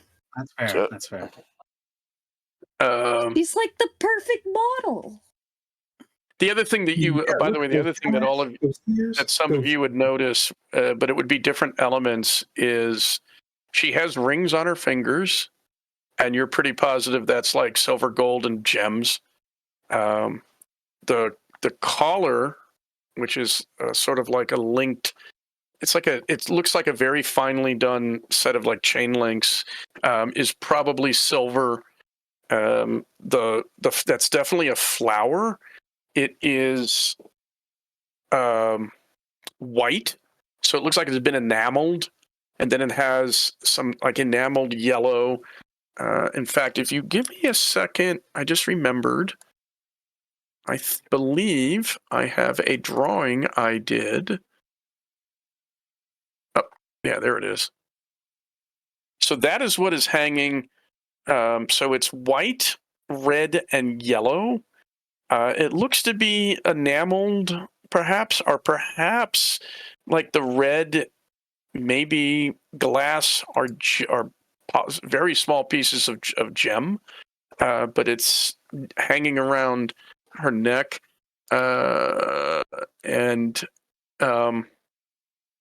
there you can also tell that the belt is pretty much plain leather, but there are, and also I don't know if I did this, but that's what she's carrying. That's the sword. So it's not encrusted with jewels or anything. So in fact, she's wearing her very workmanship or work, not for show but for use gear on top of or along with what looks to be a semi-formal set of clothes. Sweet. That is a very lovely medallion, Edgar will say. Does that what type of flower is that? She says, it was awarded to me as representation of my title. You must understand, I am the oldest thing that dwells in the city of Viravain. So are you like this place's Tom Bombadil? She's not going to get that reference. And yeah, she kind of like, if she gets this definite, I have no idea what you just said. Oh, yeah. Sorry. She says, I am known within the city as the flower of Viravain. For my petals do not fall. My beauty remains throughout the seasons.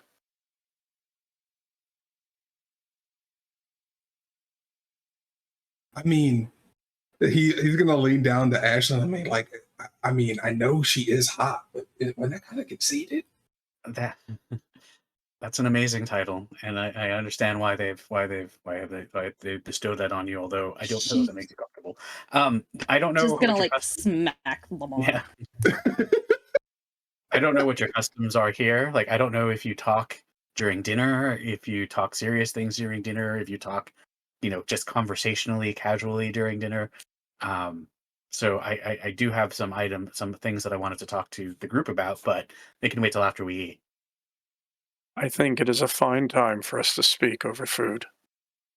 Excellent. Before I do, does anyone else have anything they'd like to discuss? Well, before you bring anything up, let's take a break. Okay. Yeah, Sounds like a great idea. Perfect timing. It is 8:00. If you guys don't mind, I'm going to get something else to drink just so and such. And let's be back in about 10 minutes. Distracted my players to ranting about the movie 65. Here's my review real quick. It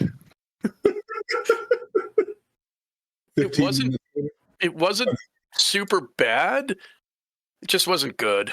Okay. So, let's get back to what we were doing, which is you were having dinner.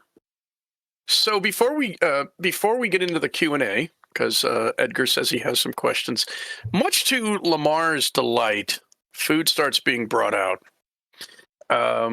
What you get is a variety of stuff pulled out of the stream. Apparently there's fish traps and such. So there's fish-like animals. There are something that looks like eel that has been grilled. Not quite like unagi, but it's been like grilled and done out. The fish, there's various kinds of fish. There's something like pork. There's a definite meat dish there, and it's coming out not all at once, but it's coming out in a couple of courses. There's bread. There's a spread for the bread. There's something like cheeses. There's vegetable and leafy greens and all this.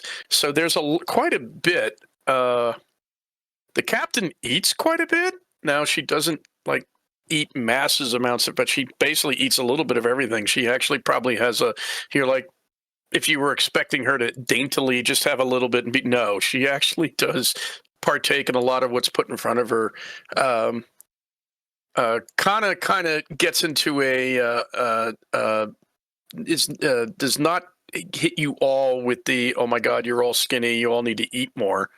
but certainly is very pleased to see everybody dig in if they do. And Kanya, and is basically kind of hovers. Her and Durity hover to make sure everything's okay. They pay way more attention to the captain than you guys, but they do not ignore you. And they don't immediately clear as soon as something empties, so you don't have to deal with that either. Like the moment you take your eyes off a plate, it's gone. But they do bring things in and out a bit. And she does make sure to see that all of you, like, are you enjoying the food? Is there anything you need? That kind of a thing.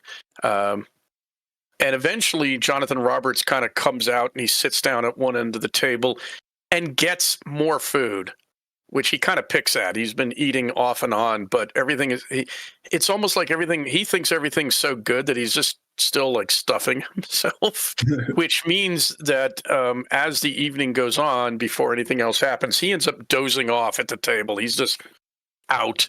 He's got nice. Food coma. Food coma. But the food is pretty good. And you've been here long enough, and such that, and it actually tastes. A lot of it tastes really good. And one of the reasons for those of you who have that going for that sort of mentality going for you, which would be Edgar and Roland with you're like, one of the things you may be thinking is, yeah, a lot of this is like straight from the source. There's no processing. It hasn't been salted. It hasn't been frozen. It hasn't been, this is right out of the garden, barely touched. It's been washed, cooked straight up. No wonder it tastes so good. It's not mass produced, even, food. So it's got a certain flavor to it. And there's plenty of it for anybody who wants to eat a lot. So in the middle of all, I just turned into Goku at any banquet you've ever seen him at. Just a meat, just the biggest pieces of meat I can grab, shove them in my face. All the breads. He's basically being a pig. Gotcha. Yeah. I have to eat 20,000 calories a day. You see my workouts? Lamarr, you ever come to Denver for something, I will take you to Capain. You can have bison ribs. Ooh, I'm about that action. Oh, that sounds really good. Right? I am, gentle viewers, please allow me a quick moment. I'm going to drop an image into this was today's lunch.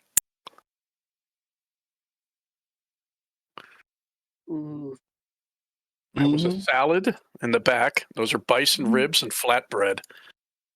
And it's a Native American place that does that. And you talking about big things of meat and chowing down made me think those ribs are pretty serious. Yeah, I'm gonna have to take you up on that.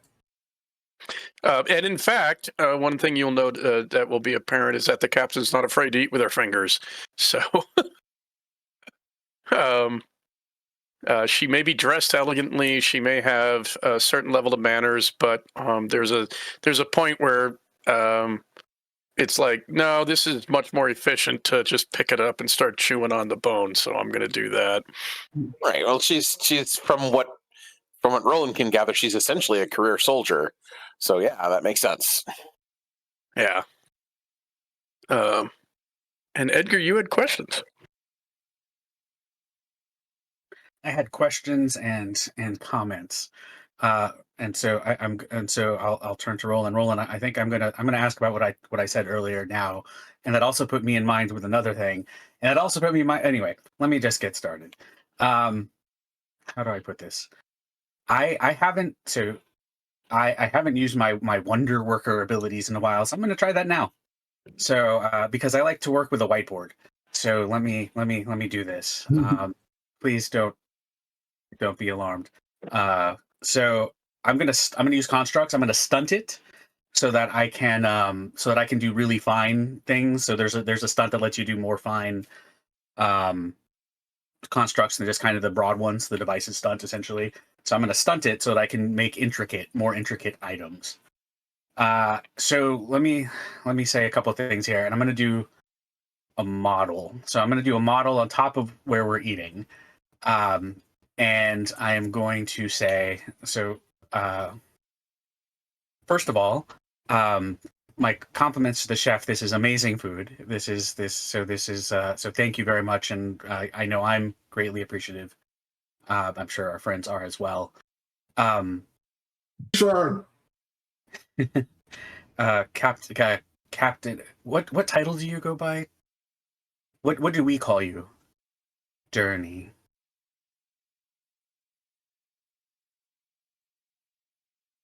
He pauses for a minute and says, "For now, Captain is sufficient." Captain, then. One of the first questions you asked us is if we'd ever seen anyone else like you before, and we said we hadn't, and that's true. But one of the things that I'll say, and now I'll start the model, and I'm going to make a model of the village, essentially. So it's going to be a floating model of essentially the village. We all come from very far away, and I'm going to zoom out the model, essentially, like in the same space, but zooming out, just really, really broad, as much as there's a lot of land, there's maybe other cities, there's places that we passed, essentially, and it's so this. And we've traveled a long way from where we arrived to get to here, and continually zooming out, and it's not and that it isn't on the map. We come from a place that is difficult to get to. I suspect you are similar to us in the fact that you haven't seen other places, other people like yourself. I suspect you also came from far away. I'm going to do a model that no one will understand, but essentially a model of our solar system. Basically, just to practice, essentially. And one of the concepts that we have back in where we're from is the concept of something like a universal machine. And I'll do another model this time of a computer, essentially, but like an old style one, where it can do anything. Anything can be computed. We've proven that anything can be calculated. Anything can be computed. Anything can be done. In any calculation that can be made can be done with one of these. That might not make sense, but the fact that we are in a place now that has magic has also made me think that anything is possible with magic. And I'll look at Roland, and we have someone who can do just about anything with magic here. And this led me to a couple of thoughts. One is, even if we haven't seen any other person like you, we might be able to find out where you came from, potentially, if you would allow us to try to assist with magic, because Roland's wonderworker abilities in particular, and perhaps Jonathan Roberts also, because he has some as well, might be able to help find if there are others like you in this place, or where you might have come from originally, if that is something you're interested in. I don't want to intrude on anything there, but that is a possibility. But Jonathan Roberts perks up and you may not see this, but he kind of he doesn't raise his hand. I want to say something. He raises his hand, and they sort of, I'm in. And then you want her to reply. Yeah, sure, reply. I have other things. Yes, Oh, yeah. I mean, if Okay. you're interested in that, we can. If you're interested in that, we can proceed. Yeah. Oh, by the way, all my stuff just arrived. Oh, excellent. I'm I kind of want to run out and bring it in to make sure it doesn't sit outside, but it is hopefully safe. So she says, I do not know what to say, Master Edward. I will need to think upon this. I think the question is it better not to know? Or by knowing, will I learn something that I will find disturbing, upsetting? We have something similar. There's a saying in our where we come from that I don't agree with, but one of the sayings is, if ignorance is bliss, 'tis folly to be wise. Right? Are you better off not knowing? Are you happier not knowing? Do you want happiness or knowledge? Right. So that is something ultimately, of course, that you would have to decide, but we can help if you elect to do so. I think we can, but that is something that we might be able to do. Which also I do. Mhm. I see the wisdom in your words, but I know that I have given advice to a Lord Commander based on my experiences. And I've often told them that much can be learned from what has gone before.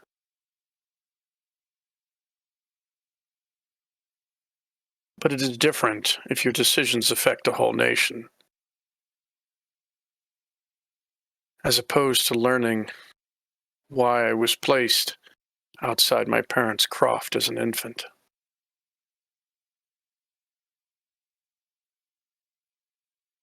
I think eventually I will want to know, but let me still think upon it. Of course, ultimately that is your decision, but I think it is something that we might be able to assist with. That also led me to think of something else that's been kind of at the back of my head for the last few hours since we met our friend Jonathan Roberts here. Trying to change the construct to the plane. Plane crashing, all of us, and the construct is going to be basically the plane on the ground crashed in pieces open, and then way far away, we're going to go back to the map again to where Jonathan was in the middle of nowhere. Jonathan, so we landed way over here by Ashcam, by Fearcat, right? And then Jonathan was here, or was close by here, apparently. Are there others besides Jonathan? Are there others from the plane, that are stuck here like us? And can we find them? So that's something that we might want to think about as well, because there might be other people who want to get home just like us, who are also going to Bermuda, who didn't make it here. Jonathan kind of looks down. I don't know if you want to go home, Jonathan, but I mean, this place is kind of nice. I'm just saying it'd be nice to have the option. They could be in trouble. I mean, they we're lucky that we all arrived together. Jonathan was by himself, and he almost got mobbed. Like, who knows what's happened to anybody else? So that's just something to keep in mind as well. So something to think about. I don't know. What do y'all think? Sorry. Are you talking? Who's that question to? That question is to everybody at the table. Okay. Oh, do we want to? I think Like, it's definitely worth pursuing. Yeah.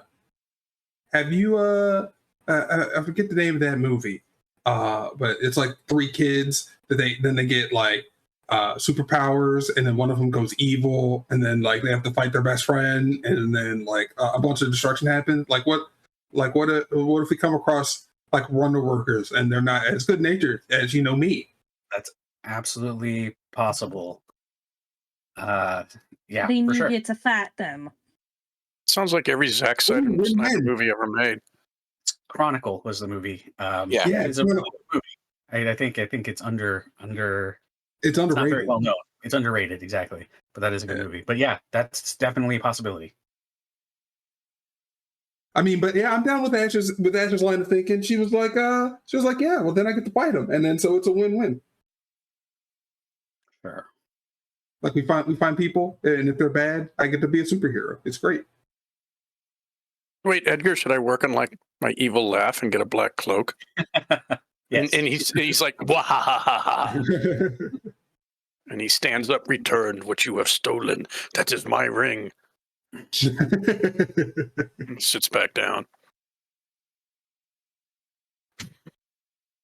All right. Tierney is basically just slowly eating during all this, just like I'm not even gonna try Ashlyn? to understand. Ashlyn at this point, I think, has started like multitasking. Like she's eating with her left hand, but she's got her digital tablet in her lap, and she's like sketching out the composition of this new piece that she wants to do of Journey. So it's just really rough, like compositional sketches. Somebody's got a bit of a crush, and it's kind of adorable. Roland's not saying that out loud, but he's definitely keeping an eye on that. Anyway, Roland's like, okay, so I would love to get home. Yeah. We had an interesting conversation with the we'll call him a priest. That's the best thing I could come up with. And apparently, spirits inhabit places. We should. If Roland's gonna look around, can we see like the tiny inn from where we are?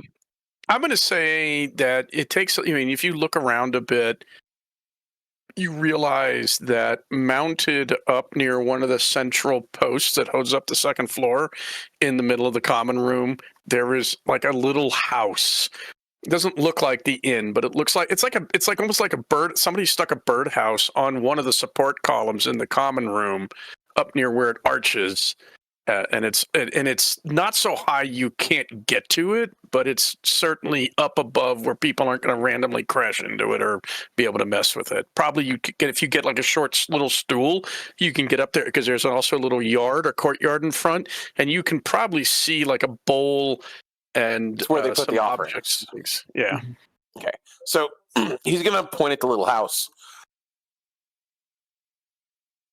Excuse me. Sorry about that. So they believe that spirits are a huge part of the world. Houses, inns, the mill, anything. Even the captain's armor and weapons can be inhabited by a spirit. And one should pay proper homage to them. Now, for example, I believe that I would like to leave a little knowledge to the spirit of the inn before we leave.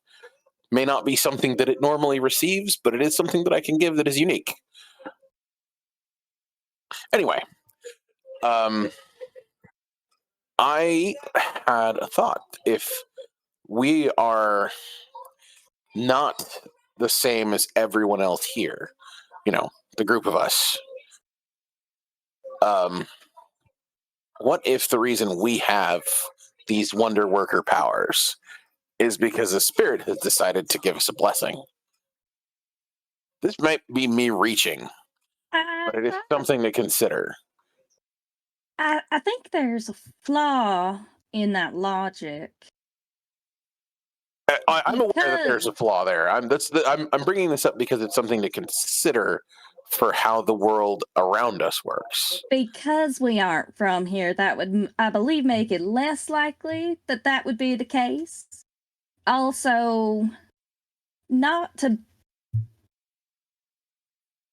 put down anybody's religious beliefs or nothing, but just because magic is real doesn't mean every belief is real.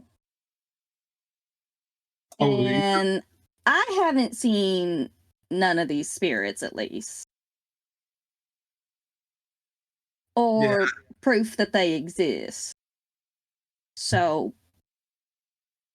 I definitely haven't seen an Nkami or the Kami of the trees or a Kodama's reach or any kind of weird spirit deal. I haven't seen any of that. And then he's gonna look at Journey and then like, is this true? Do you guys like pray to the inn and whatnot? Like, do you pray to the wells and the streams and whatnot? Some do. How about you?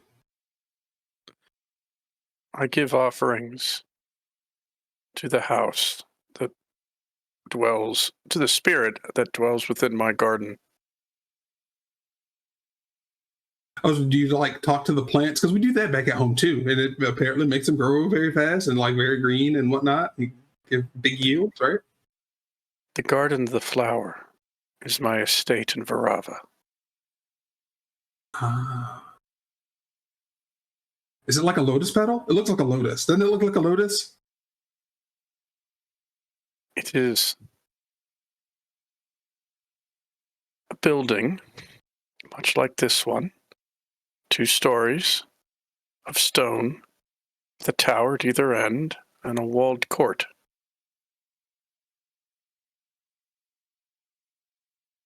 Have you ever not prayed to it, and then what? Did your house like fall down or something?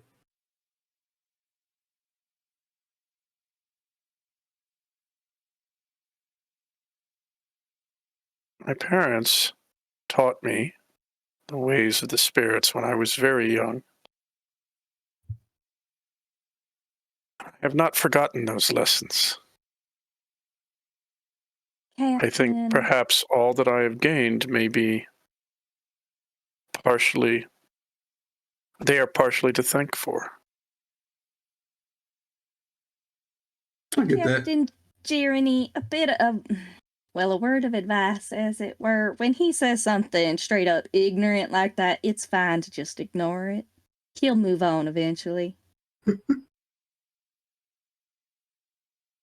mean, yeah. But yeah, it's kind of like my grandma. Like my grandma made us say like grace and stuff before we ate, or like do the whole thing on like Wednesdays every so often, like put the mark on your forehead. Ash Wednesday. That one. He is very much like my armsmen, full of many questions about the world, for they are young. Not wrong about that.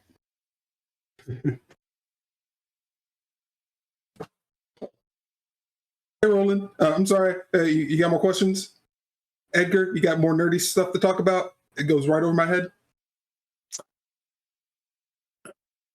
I mean, what are we doing tomorrow? At least my last question. Well, in the morning, we're going to head out to meet up with, well, I guess intercept would be a good word. The quote-unquote bandit. And see if we can parlay with them and find out what's actually going on. So let's say that they, and this might be a question for you, Captain Journey. Let's say that they can, excuse me. Let's say that they are amenable to discussion. What then? What are their options? What can they do if they're a starving community? What can happen with them? How can they exist without resorting to banditry? I want to hear their story first. If they are, where they come from. Why are they doing this? If they are as you think, if they are not truly bandits, but perhaps refugees from some other land where there is strife,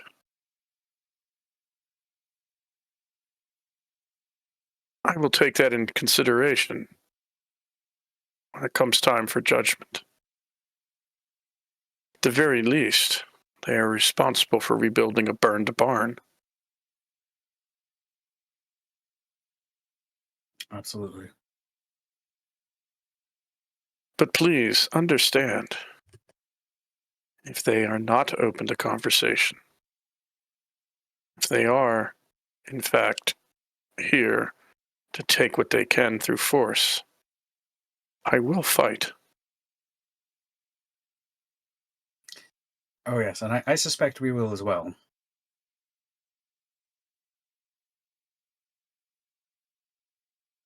Lamarr's going to look around the table, and then he's going to look at Journey, and his eyes are going to kind of like narrow a little bit. It's like what's the catch? Like, I mean, you're hot. Like, you eat with your hands. You got swords. Like, what? Like, there's got to be some kind of flaw, right? And you seem pretty reasonable. What's going on here? Lamarr, this is one of those times when you need to just zip it. Just focus on your food. It's already gone. I've been inhaling it while you guys were talking nerd stuff. Have seconds then. Master All right. Lamarr. Sorry, go ahead, Do you- Captain. Yeah, Master Lamarr. Captain?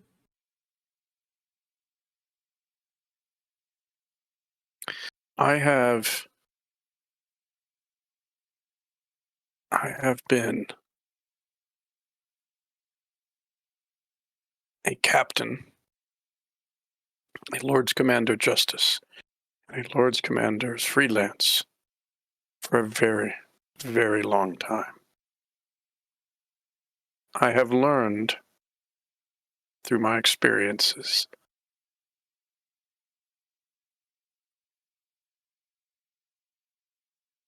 Yeah, I guess if you spend 800 years or whatever doing something. Oh, you okay?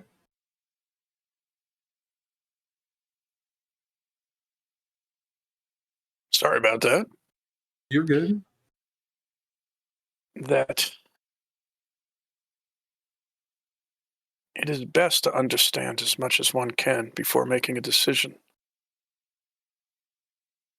To be hasty, to charge into battle without understanding what the enemy's forces are and their deployment is not wise. I try to look at all sides of a problem. I try to understand the problem before I pass judgment. Here, I'm presented with 5 wonder workers who have an amazing wagon of a type that I've only ever seen before at night high in the sky, and even then, very rarely. You come from very far away.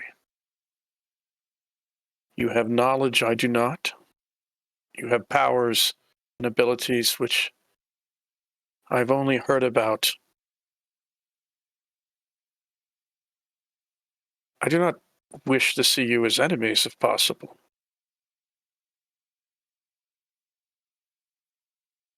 I mean, we're all friends here, right?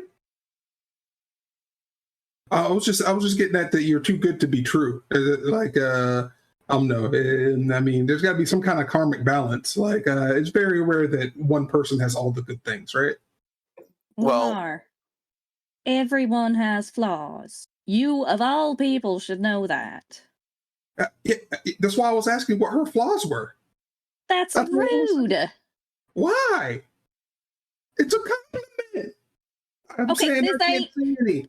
This isn't one of your anime or mangas where the enemy's just gonna tell you their fatal flaw. It's not gonna be obvious. It's not painted on their forehead. I mean, like typically this is when the flashback and the backstory comes in, and then you see them like get mistreated as a youngin, and then it makes you feel for it. Yeah. Lamarr, What's up? do you have the ability to see the backstory? I'm more curious if he has the ability to not put his foot in his mouth every time he opens it. And he like looks at his foot, and I'm like, I'm not even hungry right now, but I will. I'll try. You want me to put my foot in my mouth? Is that what you're saying? She's being figurative. I know you've heard the saying. Trollface.jpg.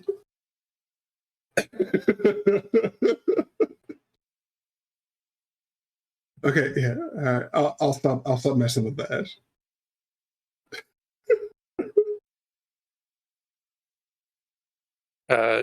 So One of Captain these Junior days- okay. No, keep going. One of these days, she's going to slap you, and one of these days, she's going to slap you, and I'm going to laugh. Oh, okay. Last time, I didn't laugh. That's fair. That's fair. That is the +1. All right, cool beans. All right, I'm sorry. Continue on. You like looking at problems, and you don't want us to be enemies, as you were saying. Yes.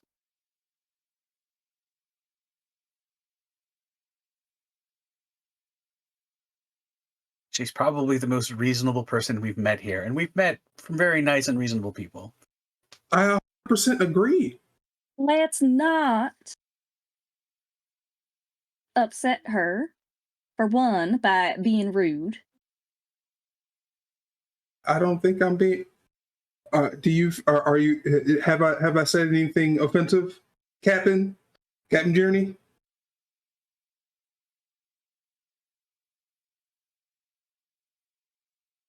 You have made me think about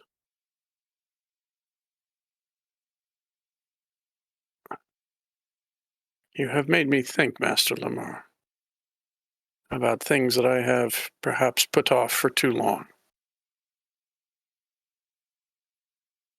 You don't have to take anything he says seriously, honey.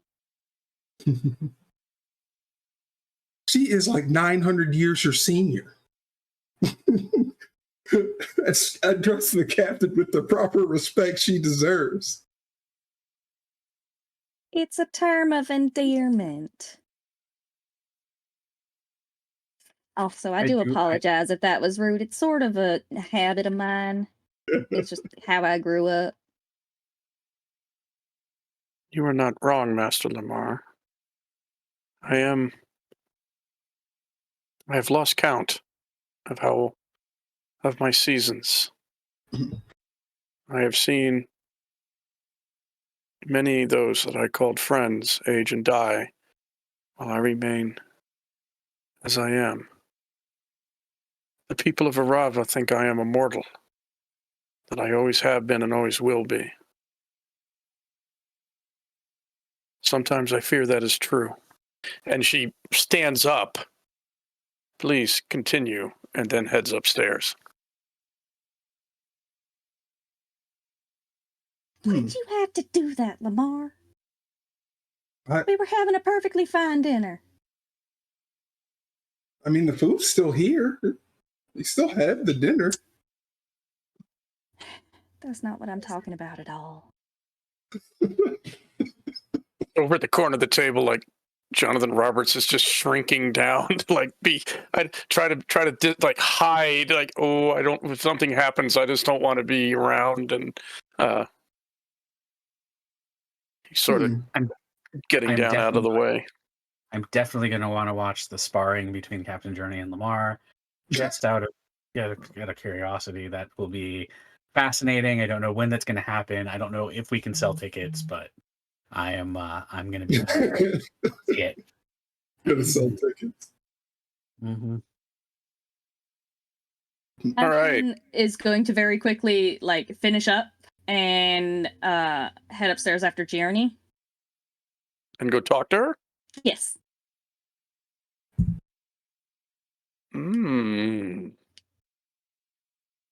Okay. Dude, I bet Freya would be so jealous right now. You keep ogling her and chasing her up the steps.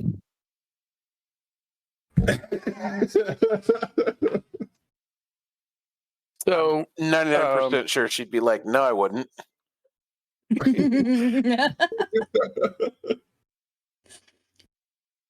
So you knock on her door. Mm-hmm. And you hear, who is it? It's Ashlyn.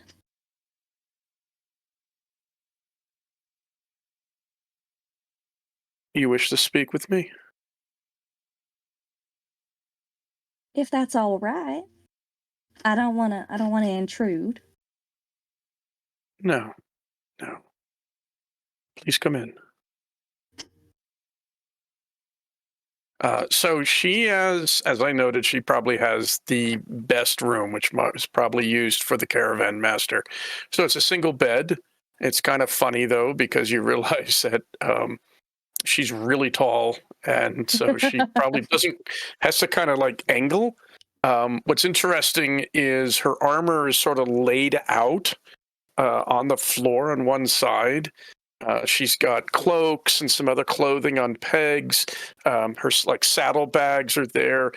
The funny thing is, if anybody's ever seen The Quick and the Dead with Sharon Stone when she unpacks at the beginning of the movie. It's kind of like that. There's all this stuff that's obviously like been rolled up and packed and is bags within bags and everything. So she must have like this master style of get everything into the bags as best as possible. Ashley could definitely there's- appreciate that. Yeah, so there's a scattering of stuff. It's not what she doesn't actually have like a whole lot of clothing and everything. Not a whole lot of changes. Now she's kind of unbuttoned her jacket a bit, and as you come in, she's sort of refastening it as if to make herself more presentable for a visitor. But she has taken the belt off and has it set there. And she's sitting on the bed, and this is like the only room that has a small table with a chair, and she indicates that, and she's basically she's sitting in such a way that she's near the window, which is open and allowing a breeze in. Yeah, National will take a seat on the chair. Just, I hope you're not too upset by that. I know he didn't mean to upset you. I think, in fact, some of what Master Lamarr said has been useful. Yeah, that's the really annoying part about him. I did not lie. I know that my seasons are well over 700, 750. And I know that I have seen a score of Lord Commanders come and go. That I have seen those who serve in the Garden of the Flower, come, stay, and die. And that I do not seem to age.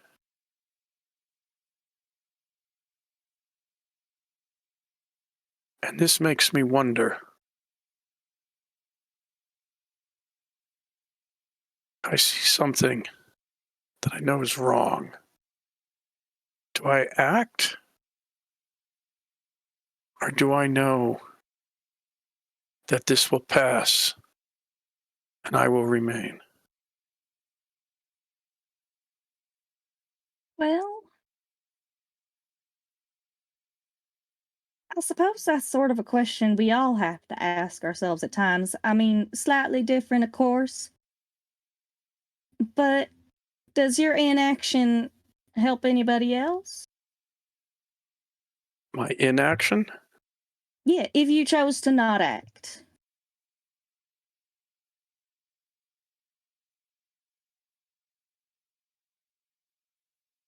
If I do not act,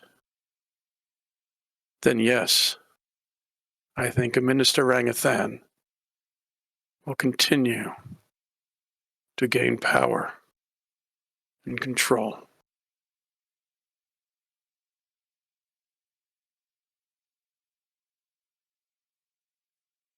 Master Lamarr seemed to think that I am too nice, too polite, too good to be a real person. That's a sort of a figure of speech where we're from. It don't mean literally. Just that, well, normally people use that phrase when they're talking about someone they are trying to court, I suppose. And they only see the good things in the really early stages. They just see the good and sort of ignore or just don't see the bad. And so you might say they're too good to be true because there's always the negative sides to somebody. Nobody's all good. But when you can't see the not so good,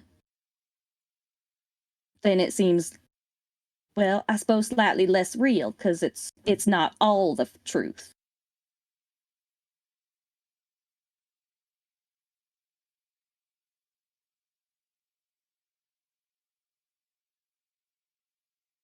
Would he still hold the same opinion if he knew that I have considered how to kill my Lord Commander. Dun, dun, dun. Knowing Lamarr, I think that would make him admire you more, probably. Not an admirable thing. I know. I have made oaths. But the current Lord Commander has no interest or desire to see to the future of Viravain. He would prefer to hunt, to gamble, to spend time with his concubines, and his administrators take advantage of that and enrich themselves.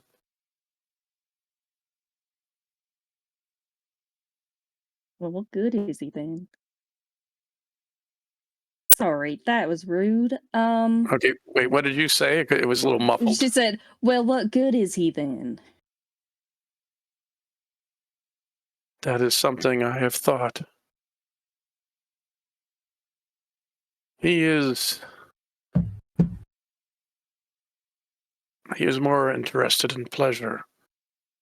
His younger brother, unfortunately, is more suited, but is the younger brother.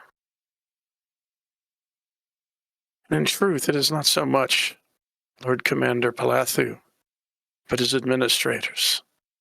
They see him as an avenue to increase their wealth and power. They would not want to see him go, because he will agree to most anything they tell him, which allows him to pass whatever laws they see fit. Seems like power are the same everywhere. I am old enough, but I am perhaps safe for now. But I am old enough. They would see me as a threat. There's a reason. I thought perhaps. A selfish reason. I thought perhaps to ask you to aid me.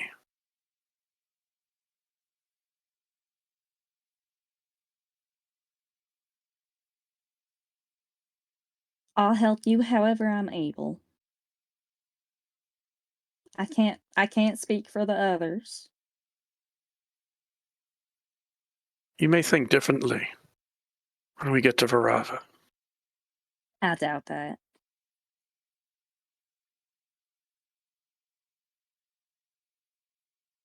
Do you sleep? Yes. A few hours a night, usually, at least. I will wake you later. You and I will need to speak to this Jonathan Roberts, so he may use his far-seeing eye to our advantage. Sounds good.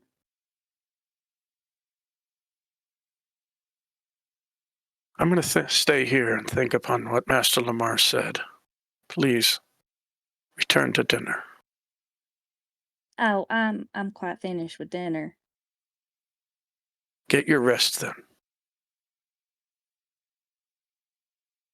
Would you mind? You saw what I was working on earlier before dinner, right? I have sat for portraits before.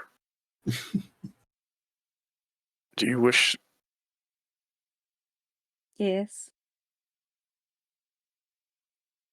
Here or downstairs? Well, I mean, it'd just be the pose, really. So I could take a sketch. Where's my phone? So it would just be a sketch. So I mean, to get started. So I mean, here would work. I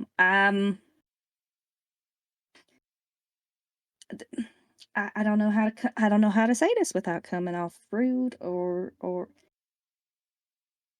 you give off a very different aura in this outfit than your armor. And I wanted to try to capture that in my art. So she sits up and, interested enough, like, gets herself positioned. And as she said, she sat for portraits before. Is there anything you need? No, I don't think so. Oh, how about a different? So, let's have you stand, and she's gonna have her like stand with like an arm up, and She does put her belt back on with the sword and all that. She checks her rings. She actually takes the belt off and she digs out a different belt, which is a series of linked metal plates that are actually, and you're like, those are, that's not glass. And she basically puts that on and then puts the belt on over it. If anybody is interested in what she's wearing, go Google something called a placket belt. But it's it's put it on, and it's effectively got that like flower pattern on it, same as like what she has. And and you realize that you said she has a different thing, so she's getting like as courtly as she can, and she says, "This is the best that I own. I have with me. If you wish to see me properly dressed, we can do this again when we get to the garden." that sounds lovely. I would very much like that. And she's gonna basically just take, quick. I mean, it's just another composition sketch, but this time much better because she's got, so she's just getting a really, really good sketch. And she's going to take some details about, like the amulet that she's wearing, the little details so that she can recreate them later.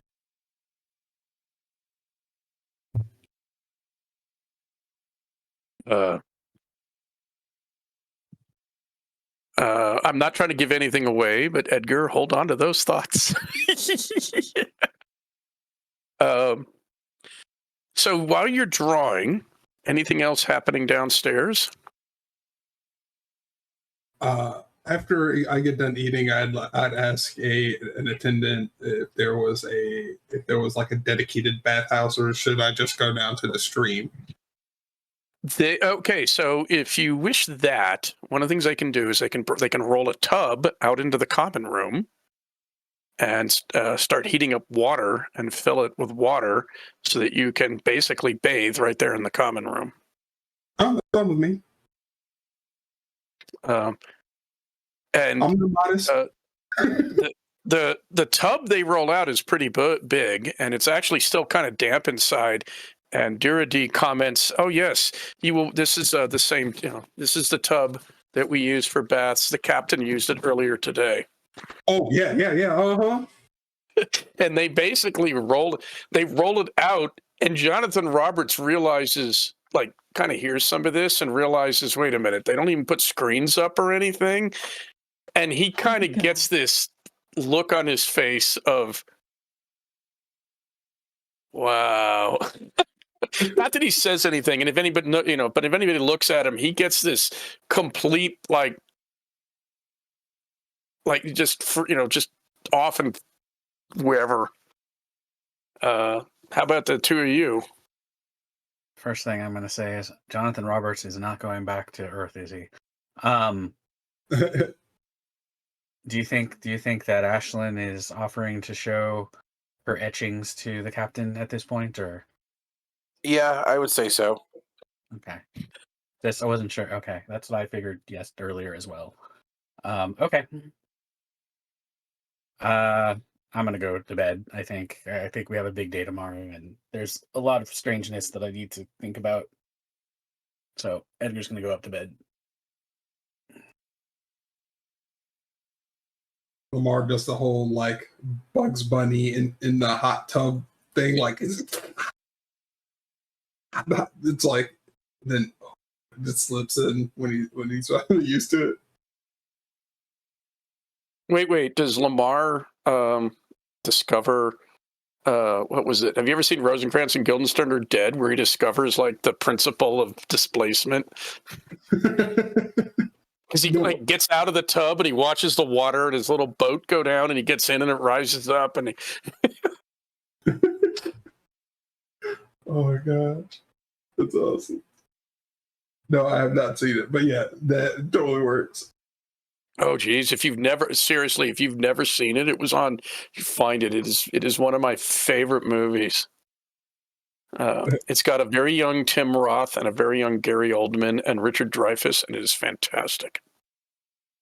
Just saying, while All we're right. here, Edgar's been flipping coins every now and then just to see if they always come up heads. And the nice thing is, coins tend to be two-sided. There's usually a good and a lot of them are all the ones you've seen so far around. And that is a Rosencrantz and Guildenstern are dead reference, by the way. Yes. Before we get back to game, I read that the movie is so influential that, first of all, Rosencrantz and Guildenstern now show up in Hamlet again, and when they do show up, they usually walk on stage flipping a coin. Excellent. Because they had basically been written out for a very long time until that play and movie came out. So they know they're in a story because at the start they keep on flipping the coin and it always comes up heads. So no matter what they do, they comes up heads. So like, okay, this isn't, this can't be like real. Wait. You're going to make me professor for a second. So all you people at home, listen to this. It's deeper than that. They actually don't know they're in a story. Right. So they don't understand why everything happens the way it does, because they don't realize that everything is predetermined. So why does the coin always come up heads? Well, the script says so, but because the script doesn't specifically say it comes up tails, because in Rosencrantz and Guildenstern, the script says it comes up heads. But in Hamlet, it never says, so it always comes up heads because it hasn't been written to do something else. Right.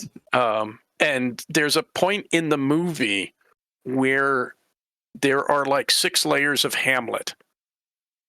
And the reason is you're watching puppets reenact the play Hamlet, and it's put on by the player, who is Richard Dreyfuss and his troupe, who are doing the play Hamlet for the king and the queen, his mother and his uncle, who of course are in the movie Hamlet, which is being represented by the play Rosencrantz and Guildenstern are dead while you watch the movie. It is amazing look at the idea of of player agency. Actually, it's actually got a wonderful tie into the idea of games and player agency, and the fact they don't realize they have no agency. Everything they can't change their fate. It's a pretty interesting look. However, you guys have resolve, so you can work on changing your fate, and you're not predestined. Your fate is not predetermined. Predestination. So, if you will allow me, eventually, Lamarr, you take a bath. You are brought like hot water, cloths, soap. The two of you, Edgar and Roland, I presume you eventually wander upstairs. You're asked if you want a bath. They have like a second tub, or they will basically refill it.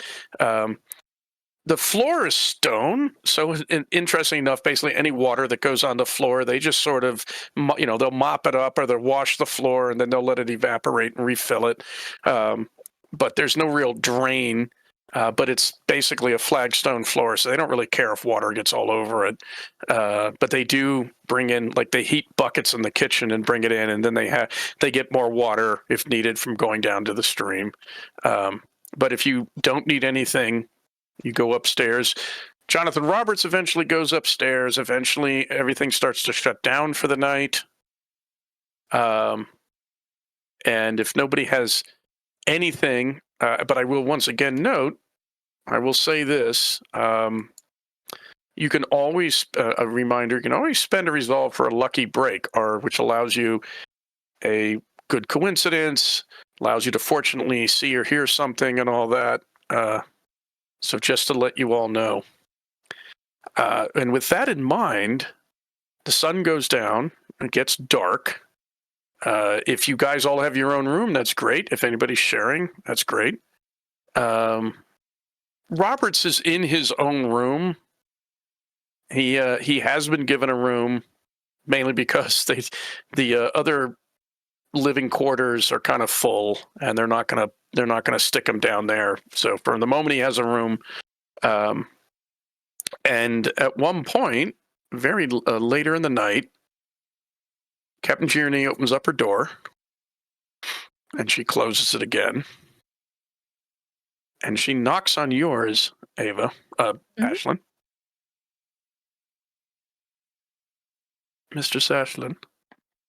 And you, in a low voice. Yes. And are you She'll ready? slowly open the door. Yes, yes, yes. So she doesn't have a candle, doesn't have a lantern. It's pitch black. And she reaches out and takes your hand. You're not even sure how she can see you.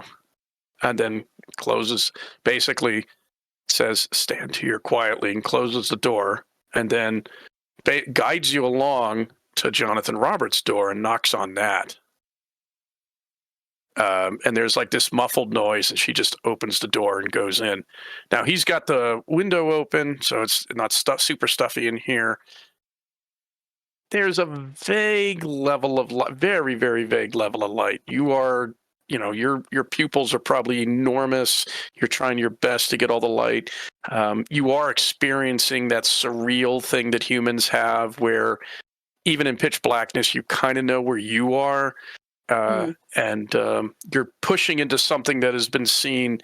It's not so black you can't put your hand in front of your face, but there's no starlight, there's no moonlight. There's a very, very faint level of light that you don't know where it comes from. It's been that way, but it's super dark. Gierney doesn't seem to be bothered at all. Jonathan is sort of like sitting up, and she just kind of grabs him by the shoulder, and when he goes to say something, she puts his hand on his muzzle, leans down and says, Master Roberts, I have need of your far-seeing eye. How far can it see? And she lets go of his muzzle, and he says, pretty much he kind of whispers back, I don't know. And she then says, let us find out. And stands him up, and he says, he doesn't even realize you're there. He says, I need a candle. And she says, no. Well, I can't see. And you hear her say, I have eyes like those of the night people. The dark holds no secrets from me. I will guide you downstairs. Of course, Lamarr, if he heard this, would be like, well, duh. I'm sawing logs right now. I'm out. Okay. So she walks the two of you downstairs, you and Mr. Roberts, and takes you around back to where the circle is drawn. So Lamarr said he is out. And for some reason, the other two of you want to be awoken by any of this. That's, if you really want to pony up a resolve and overhear what's going to happen next, go for it. If not, Ashlyn can choose what she tells you on the morrow. I think Roland is too busy dealing with his own thing, so. What time is it right now? It is probably close to midnight. Okay. I'll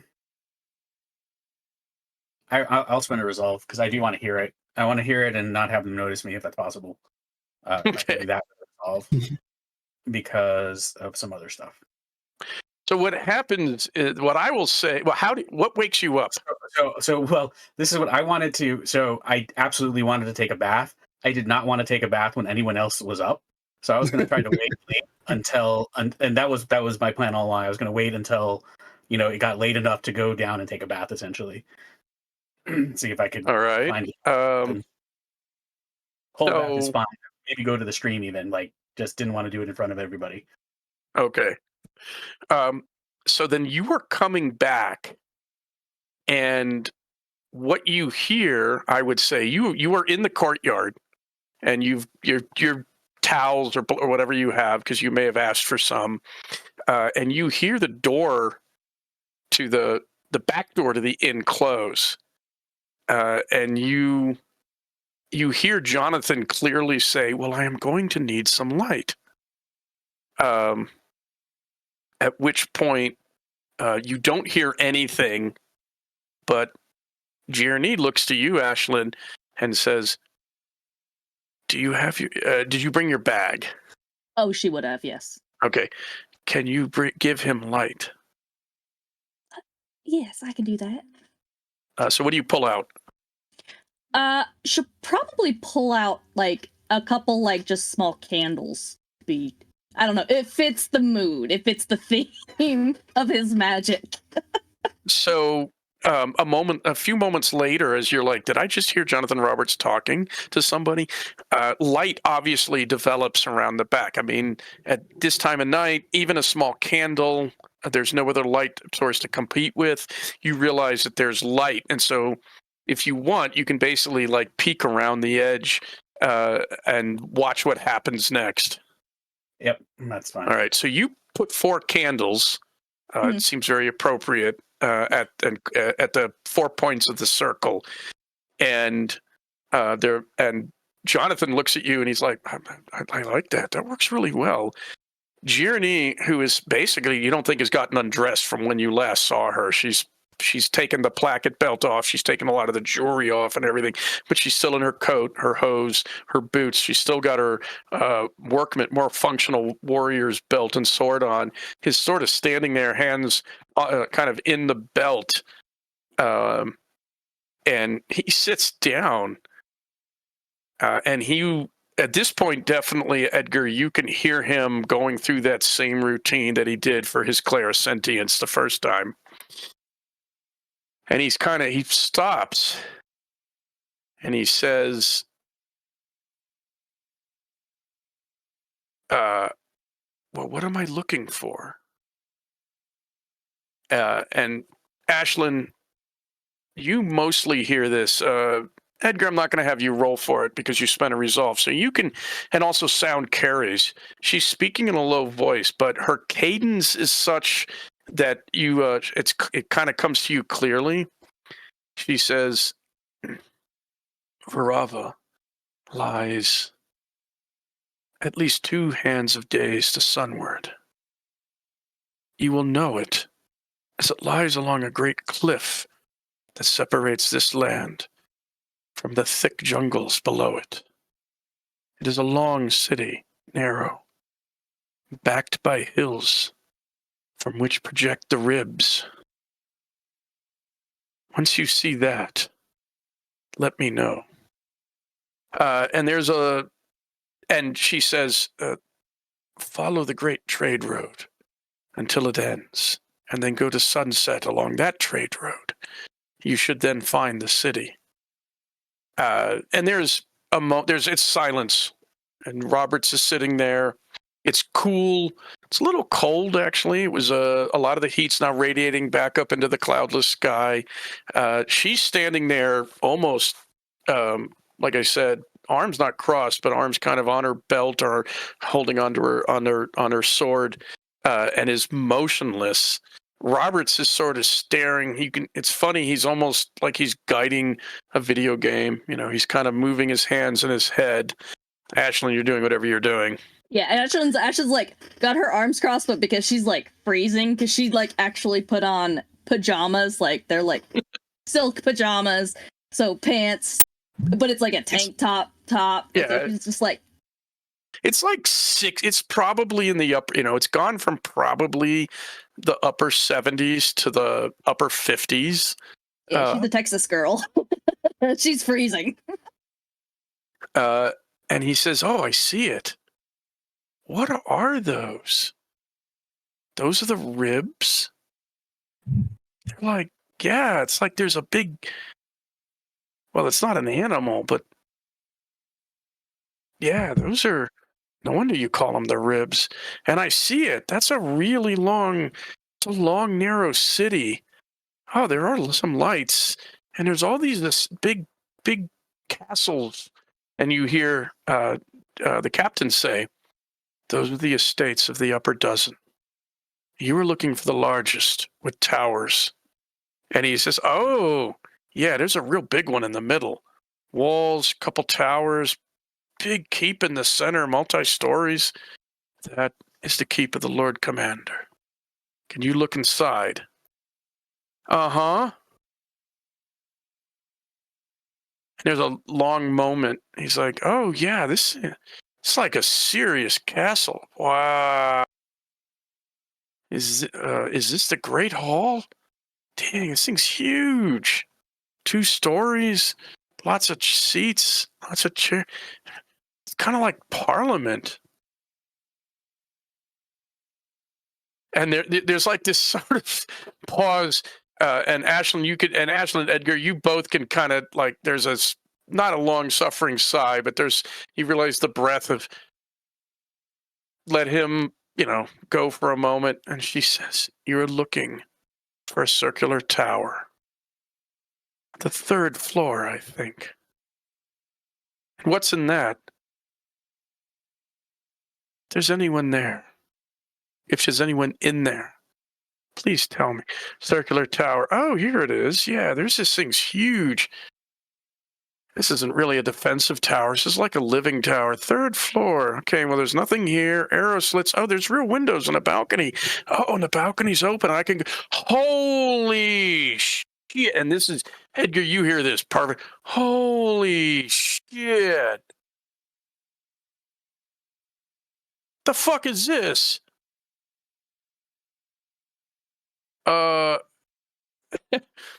And oh crap, I forgot what he looks like. Oh my god, I'm sorry. Give me a quick second. You're good. The problem is I remember and I don't remember.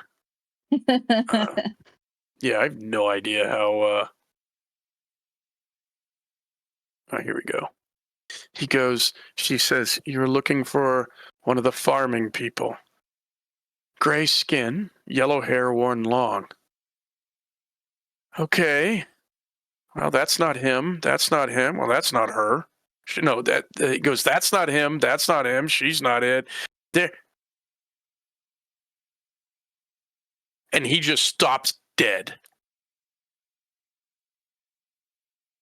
And then in a very low voice, he looks up because he kind of knows where she is. He's looking like through her, but he goes, "Am I supposed to be watching this?" And at this point, this is like one of the first times you've heard her not have that level of decorum.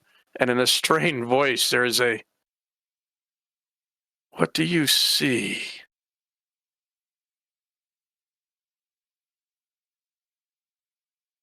"Well, he's really fucking this gray-furred, spotted woman with 4 tits." Must you be so I mean, crass? she's really... Wow. I only thought you saw stuff like that on E621 and DeviantArt. Oh, for Pete's sake. And at that point, Captain J looks at you and says, "That is my Lord Commander and how he spends money most of his evenings. It is not that he has concubines. It is that he looks to them before anything else.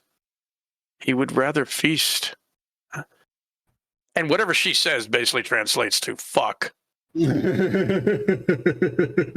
"And play at the gaming tables and hunt. I've known men like that. Then do what he has been, and then accept his responsibilities." By the way, Edgar, you can tell that like Roberts is you have a impression that since Robert hasn't been told anything else, he is obviously hitting the "let me change angle" button on his. He is just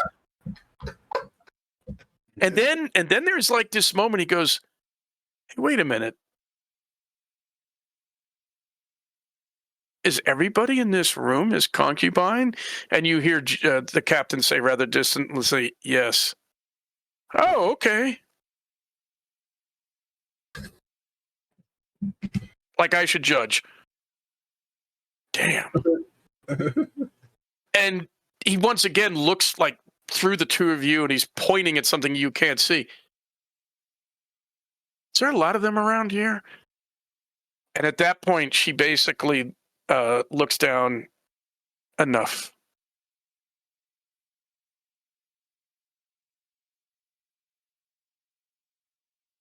Yes. And then he kind of like, I mean, you could almost hear him say, but then he basically turns everything off and stands up.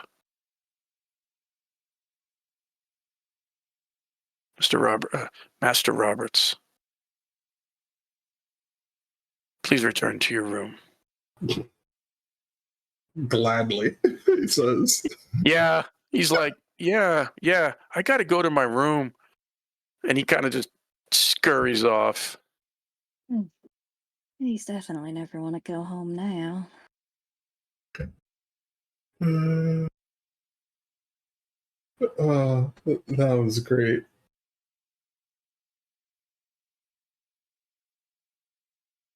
I don't care what consorts our Lord Commander has. They may marry, they may have concubines, they may marry and have concubines. That isn't the issue here. The issue is that he indulges at the expense of everything else. yes. And the woman that Master Robert saw was bought for him. Most certainly, to that's keep him just unsavory. entertained. I suspect Administrator Rangathan's hand in much of this. Recently, there have been laws enacted. Those who act against the Lord Commander are arrested and sent far away down the great trade road into the plains and do not return. I think is an excuse to remove those whose lands, whose titles, whose deeds, whose assets Rangathan and the other administrators desire.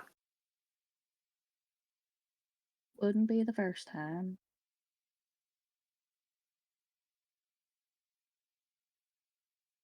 You will see wagons with cages on them when we enter Viravain. They are not put to good use.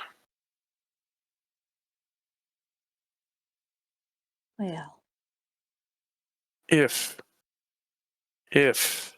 you and your companions aid me, there may be violence.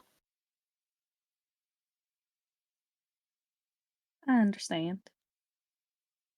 Like I said, I'll help you any way I can. And honestly, I'm sure the promise of violence, Lamarr would be on board too. I shall see his war skill tomorrow morning before we leave. He is quite skilled. Just don't tell him I said that. He must be. For you said it. Sleep. Carlos, are you actually going to step in or just not, or stay hidden? I'm actually thinking about leaving. I think I might actually leave at this point, like head back towards the forest. I've got, yeah. Okay.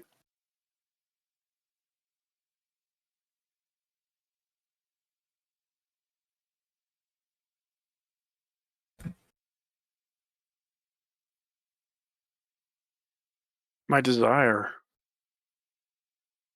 would be to see Vice Commander Panu take his place. He was a pupil of mine, in a way. and I believe has a much greater understanding of what it means to take the office of Lord Commander. I think his brother would be better suited to live out his time in a state where he can hunt and carouse and gamble all he wishes.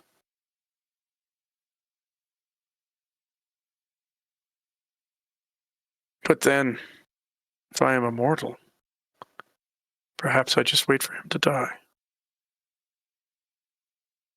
But I think of all the people in the city who by my oaths I have sworn to protect.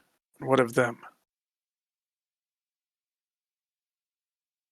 Well, I think that's a good question to consider because in my opinion, frankly, well, to put it simply, the needs of the many outweigh the wants of the rich. You asked earlier if I was lonely. I will speak the truth now. My armsmen, my house aside, at this time, never felt more lonely. I am here because I did not wish to remain in Viravain at that time. Because I was a coward. I don't think that's true at all.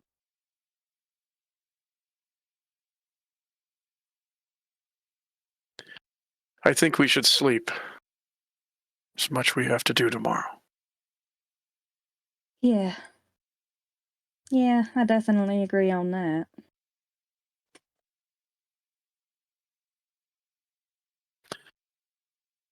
So, I have a serious question. It's 9:30. We technically have another 30 minutes. But there's a pretty lot of solid stopping information, point. a lot of things going on. There's going to be a major event. Kind of want Freya to be here so she can pick up what's going on. If anybody wants to do a summary, she asked for one. Is there like Edgar, is there anything you're going to do other than go back into the woods? Not right now. He's probably gonna stay up quite a while, thinking about a few things. Yeah, I mean, her demeanor was much, much different from dinner and everything before. There was a lot of concern and hurt and sadness and such going on there. As if like the front that she's been putting up kind of crumbled a little bit here.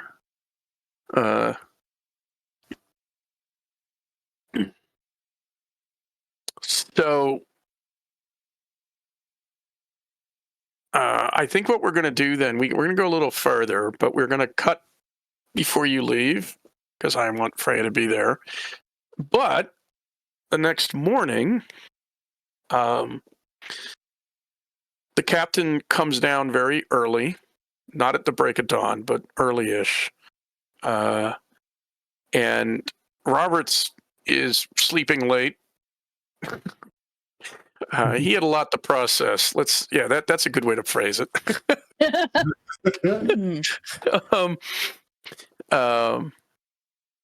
Edgar, you eventually come back.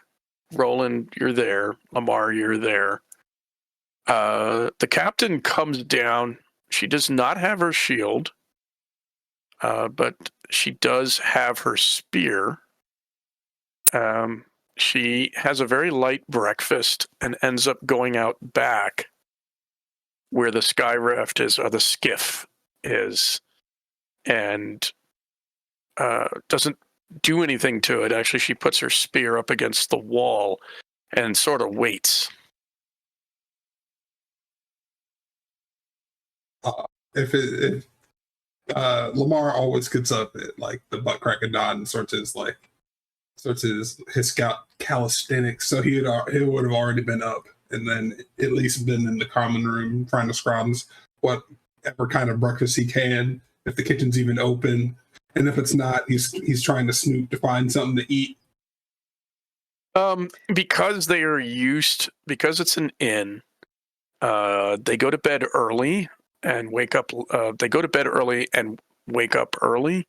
So Connie and Dirda are up fairly early, not at the crack of, well, they're up about then, getting the stoves going, getting like bread on for the day, getting water prepared. Something like a mash is made up for you, which is basically, it's like a oatmealish type dish. There's some leftovers from last night. So you can like they heat up some leftover like gravy and everything and bread, and you can what's called sops, and you can have a little bit of that. Sounds good. So is that, do you actually? Go ahead. I was going to say where Edgar will be. Edgar was going to be at the skiff because when he goes to think he's going to be working on the turret. So okay, that's where he's going to go. Now you're gonna be there that morning. You're gonna be out all night. Oh, yeah. Mm-hmm. Okay. So Edgar, so Lamarr, when you come out to do your training, you would see Edgar there with the turret all put together, possibly being programmed on the skiff.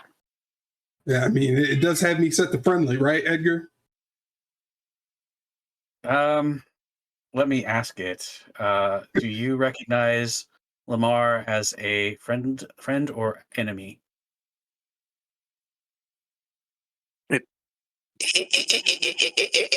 And this little red dot appears on your chest, Lamarr.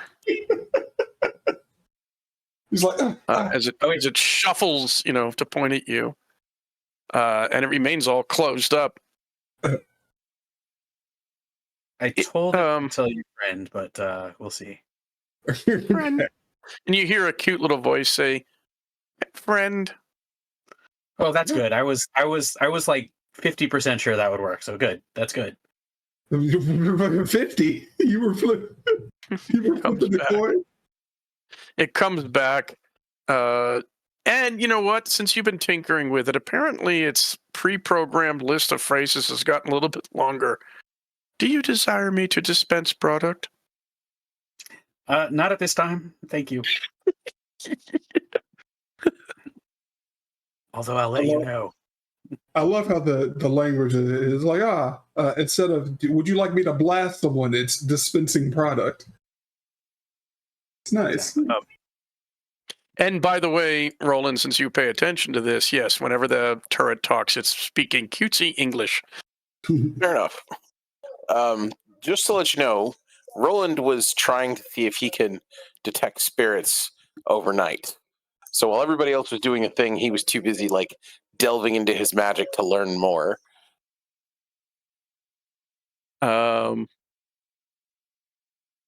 If you were actually trying to do anything, there is a moment where you feel energy, which you realize it's the same energy you felt the first time when you were looking at Jonathan Roberts casting his clairvoyance.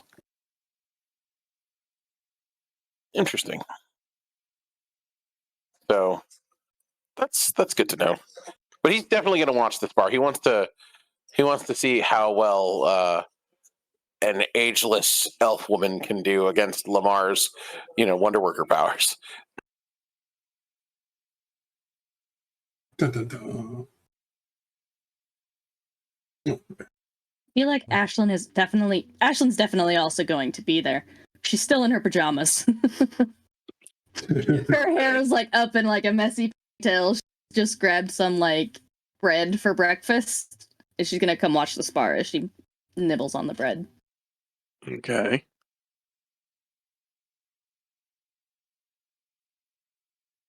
She looks exhausted.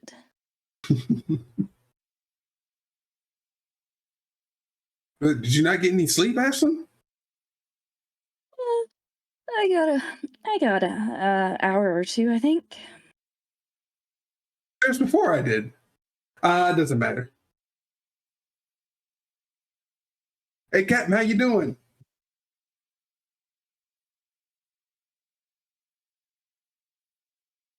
Are you talking to me? He was greeting the captain. Oh, sorry. No, you're good. Oh yeah, I was just greeting the captain. I got distracted. As one. You put up a GIF, and I was thinking of a different GIF, and unfortunately, it's not my keywords are not pulling it up. So please repeat. I was just like, well, good morning, Captain. What's up? Good morning, Master Lamarr. And she pauses and like looks beyond you at whatever it is whatever this thing is that Edgar's working on, and she sort of shakes her head slightly, and says, "I would see your sword skill this morning." Okay.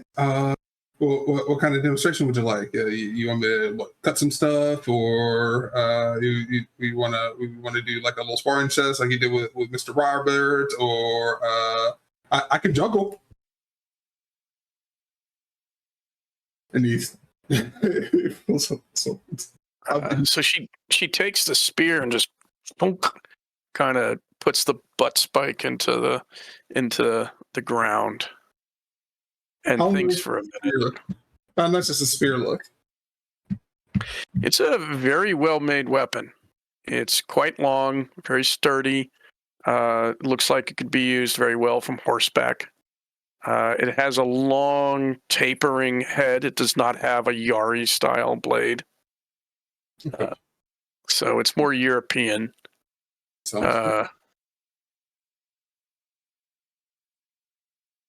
She says, normally, we would use blades of wood, but we do not have the time. Okay, sounds good. Stop short. So, and then he's gonna draw two, and then he's gonna have two in one hand, and then one in the other, and then he's gonna put one of them in his mouth. Please tell me he's not actually doing that. Oh, I'm doing it. Unfortunately, I think he is. and she just looks at you with three blades and looks at you. I thought you said he had skill. He's also got a number of quirks. He might not be able to use the one in his mouth, but he will definitely be able to use the other two. Rest assured of that. What she does, she makes a T of her feet and then spreads them apart, and she brings her sword down so that it's pointed basically down behind her, and she's holding it kind of close. And then nods at you. Alrighty. He is going to take the bait. At least if it's anything like Waki Kamai in Japanese swordsmanship. Like, he doesn't really care how long your blade is. And yeah, he's just coming in hot. He's going to try to use his swords to make a shockwave effect by like swinging with the flat of the blades and just have it like and twirling around so that the air pressure like kind of sets her off balance. Okay. Let me take a look. Well, you're going to need to, in order to do that, you need to stunt if you really want to do a shockwave. Yeah, and I'll use a resolve to make that happen. Which is an actual power. Yeah. Well, this okay, let me note this. Shockwave. You can generate a concussive wave that targets everyone within range, friend and foe alike. This requires a successful shockwave roll against a greater of each target's might or weight rank.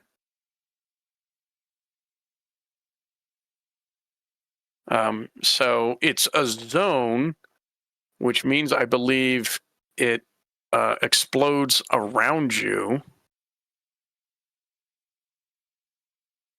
No, that's a nova. So you can basically target an area within 5 to 25 feet of you or an individual character. So you can target her, but it is going individually, but you're going to need to spend a resolve to stunt that. Will do so. I will spend a resolve. All right. Unfortunately, she was not expecting that. So I think she's screwed.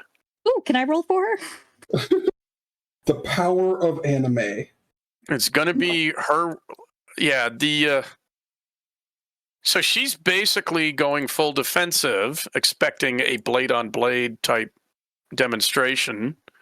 But that's not what's happening. So she gets to use her might, such as it is, against his shockwave. Let me see. Actually, let me see one quick thing. Close combat attacks. That just rolled a lot of 6s. Grabs, holds, escapes, and combat stunts. It's not a nope. Yes, you did. Not a close combat attack either. Yeah. So you get her might is a whopping 4 dice. Oh no. I got 12 hits. Oh my Okay, so God. how many successes did you get? I got 8 out of the 12 dice were successes. 4 of them were 6s. Okay, so how many was that again, please? It was 2, 4, 6, 8, 10, 12 in total. 12. All Yeah, right, so Lord. that's okay. So what did she get on her might, Ashlyn? 2. 2. I rolled a 6 and 3 5s. All right, so you got more than 3 successes. So she basically sees you coming and and shifts her feet and her sword into a defensive stance. She was going full defense. What's your edge? My edge is right. My edge is 18. Yeah, so she delays or basically holds her action to go do full defense when you come in, and you come in. So 4 minus 12 is 8. You definitely beat her by more than 3 successes. So you push her back. So you shove her back within close range. So she's like, you shove her back so that she's still within about 25 feet of you. But and then she gets knocked to the ground in a clatter of armor. And she loses her next turn to act, which means so she basically went defensive on this. It didn't do a damn thing. So next page, she doesn't get to do anything. Yeah. And then he's going to leap towards her. And then as he lands, he's going to offer a hand to pick her up. Is that enough? You want to keep going?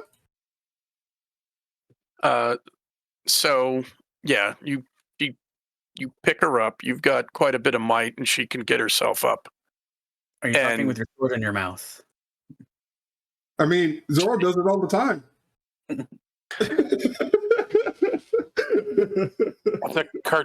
Okay, never mind. And she says,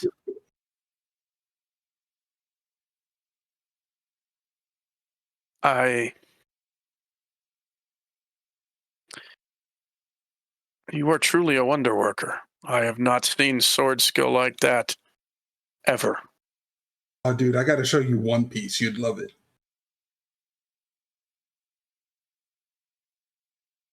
It's a story where I'm from, and it seems to be where I get a lot of my Wonder Worker powers from.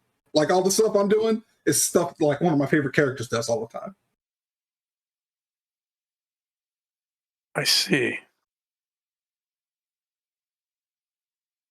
I must admit, I do not have a defense against a sword stroke I do not see. It's wicked cool. Like that, like, yeah, I think that's why I did it, right? Yeah.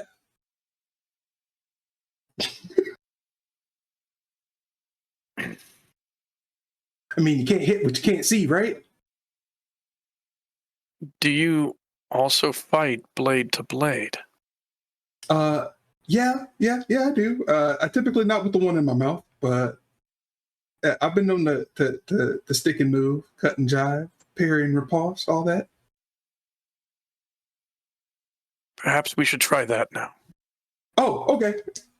And then he puts the one in his mouth away, and then he just dual wields. All right, one.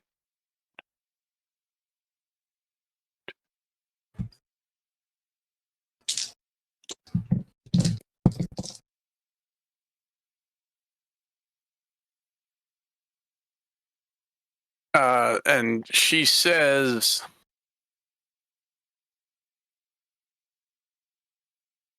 wait, hold on. Oh, I missed a number.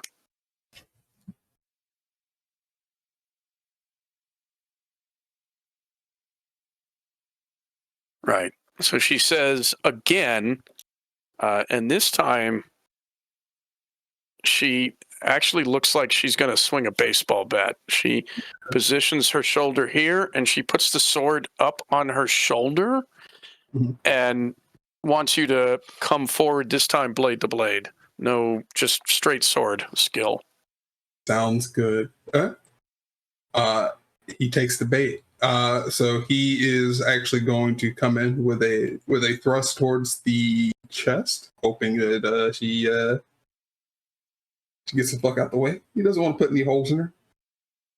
Okay, 6, 9, 12. Well, she's once again going fully defensive. Okay.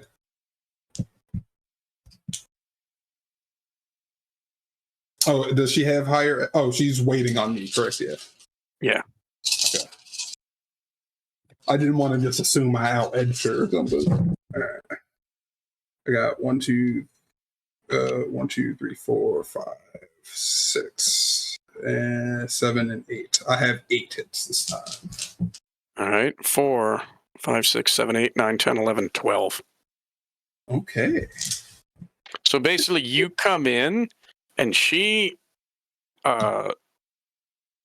pivots from the hips and steps forward and catches your thrust and sort of brings it around and just doesn't like direct, but deflects, so your sword goes up. Nice. Then with the second blade, so she knocks that one up, right? And then I'll come low with the other sword. Whoa. Oh yeah, she gets attacked too, right? Yeah. Hold on. If you do two, okay, so let me point something out. It'd be like let me take a look at your character sheet real quick. yeah. All right.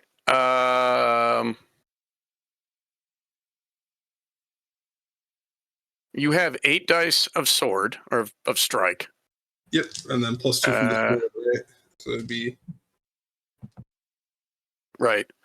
So if you want to hit her twice, you actually would have to make that. So it's 8 dice plus 2 for the sword plus 1 for 2 because you're two-fisted using. Actually, no, you don't get your two-fisted because so you have 10 dice of strike. Yeah. If you were doing martial arts and two-fisted, you would get an extra dice. But if you're going to try to hit her twice, each one is at 8 die. You don't get to hit her again. okay. Because you can multi-attack like that, but you knock down each one by 2. Alrighty. I will remember that for next time. All right. If you ever fight minions, you spend a resolve and you defeat twice as many minions as you have successes. And then you can you can say I'm using 2 swords like a madman. or 3. Okay. But what happens is she basically deflects and goes into what you kind of recognize as a more standard kendo stance. She's got that long sword held in front, and she's waiting for your next strike. Alrighty. Okay. I am going to. She's no fool. She put everything. She's actually doing all. Basically, the rest of you may not recognize it, but she is effectively doing an all-out defense because she doesn't want to get hit and wants to see what he does. Okay. I'm gonna roll 8 dice. I'm going to actually. You roll. Yeah. Okay. You roll 10 because of your gear, but if you want to try to hit her twice, you would roll 8 dice twice. Yeah. Yeah. I'm about to try to attack her twice, so that's what I'm doing. All right. Well, I'm going to re-roll that shit. All right, I got 1, 2, 3, 4, 5, 6. I got 6 with the first one. All right. Well, then I got 6. So she manages to parry, but it's way less effortless. It takes way more effort this time than it did the first time because you are pretty wicked fast. And then with the second one, he's like, "Ooh, nice." Now she is. Anybody watching? She is really quick. Yeah. And then the second one is 5. Oh, okay. Lamarr, don't feel bad. I am rolling a ton of dice, and I still got a 6 on a ton of dice. Nice. Okay. All right, 6, 7, 8, 9, 10. So she gets a 10 that time. So your second strike is not as powerful, and she just basically brings it up and away, and then steps back and brings basically the blade down and holds her hand up. I have seen 2 swords used at once. Usually a long sword and a shorter one. You were very quick. You were very skilled. You have put me on the ground, which is not something that has happened often.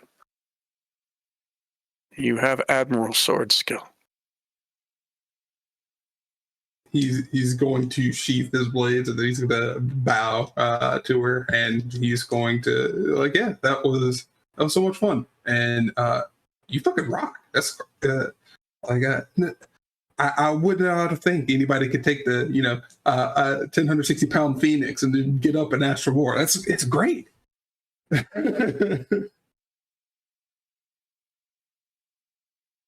think it is now time that we prepare to leave. Thank you, Master Lamarr.